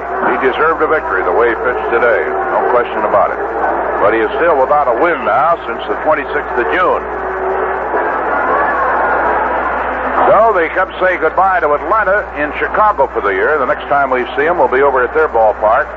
And tomorrow we'll be welcoming in the Houston Astros, not for 1, but for 2 games here at Wrigley Field tomorrow. And we'll be back with more about it. Our broadcast here this afternoon has been brought to us by the G. Heilman Brewing Company of La Crosse, Wisconsin. Makers of Old Style, the pure brewed beer from God's country. True Value hardware stores. And if you use it in, on, or around your home, you'll find it and pay less for it at True Value. General Finance's 65 Chicagoland offices to borrow up to $10,000. Call friendly Bob Adams at Andover 3-2020. And by Fireside, Chrysler Plymouth Mazda. They're located on Gulf Road, just west of Route 53, and the Woodfield Shopping Center. So stop in and see Al Gaines and the guys at Fireside. Probable pitchers for the Cubs here tomorrow, Ray Burris and Steve Renko. And for the Houston Astros, they tell us that Gene Pence, P-E-N-T-Z, who has a record of 2-1, is slated to go in 1 ball game. And the Astros say that prior to today's game out here today, they were undecided as to who might go in the second game of the doubleheader. Remember, too, we have a single game with them here on Monday, then a single game on Tuesday with the Cincinnati Reds, a doubleheader with Cincinnati on Wednesday, and a single game on Thursday to close out the homestand. So the Cubs at this moment lead the Philadelphia Phillies by 2.5 games, and they lead the Pittsburgh Pirates at this moment by just 4 games, because the Pirates came up with a victory already this afternoon. They've been a very, very hot ball club. It was Rod Gilchrist's 3rd homer of the year, leading off the 9th inning, that proved to be the winning blow in this one today. Vince Lloyd and Lou Boudreau, Ron Cohen, our engineer, and Jack Minovich, our producer. Atlanta, a winner, 5-4. This is the WGN Chicago Cubs baseball.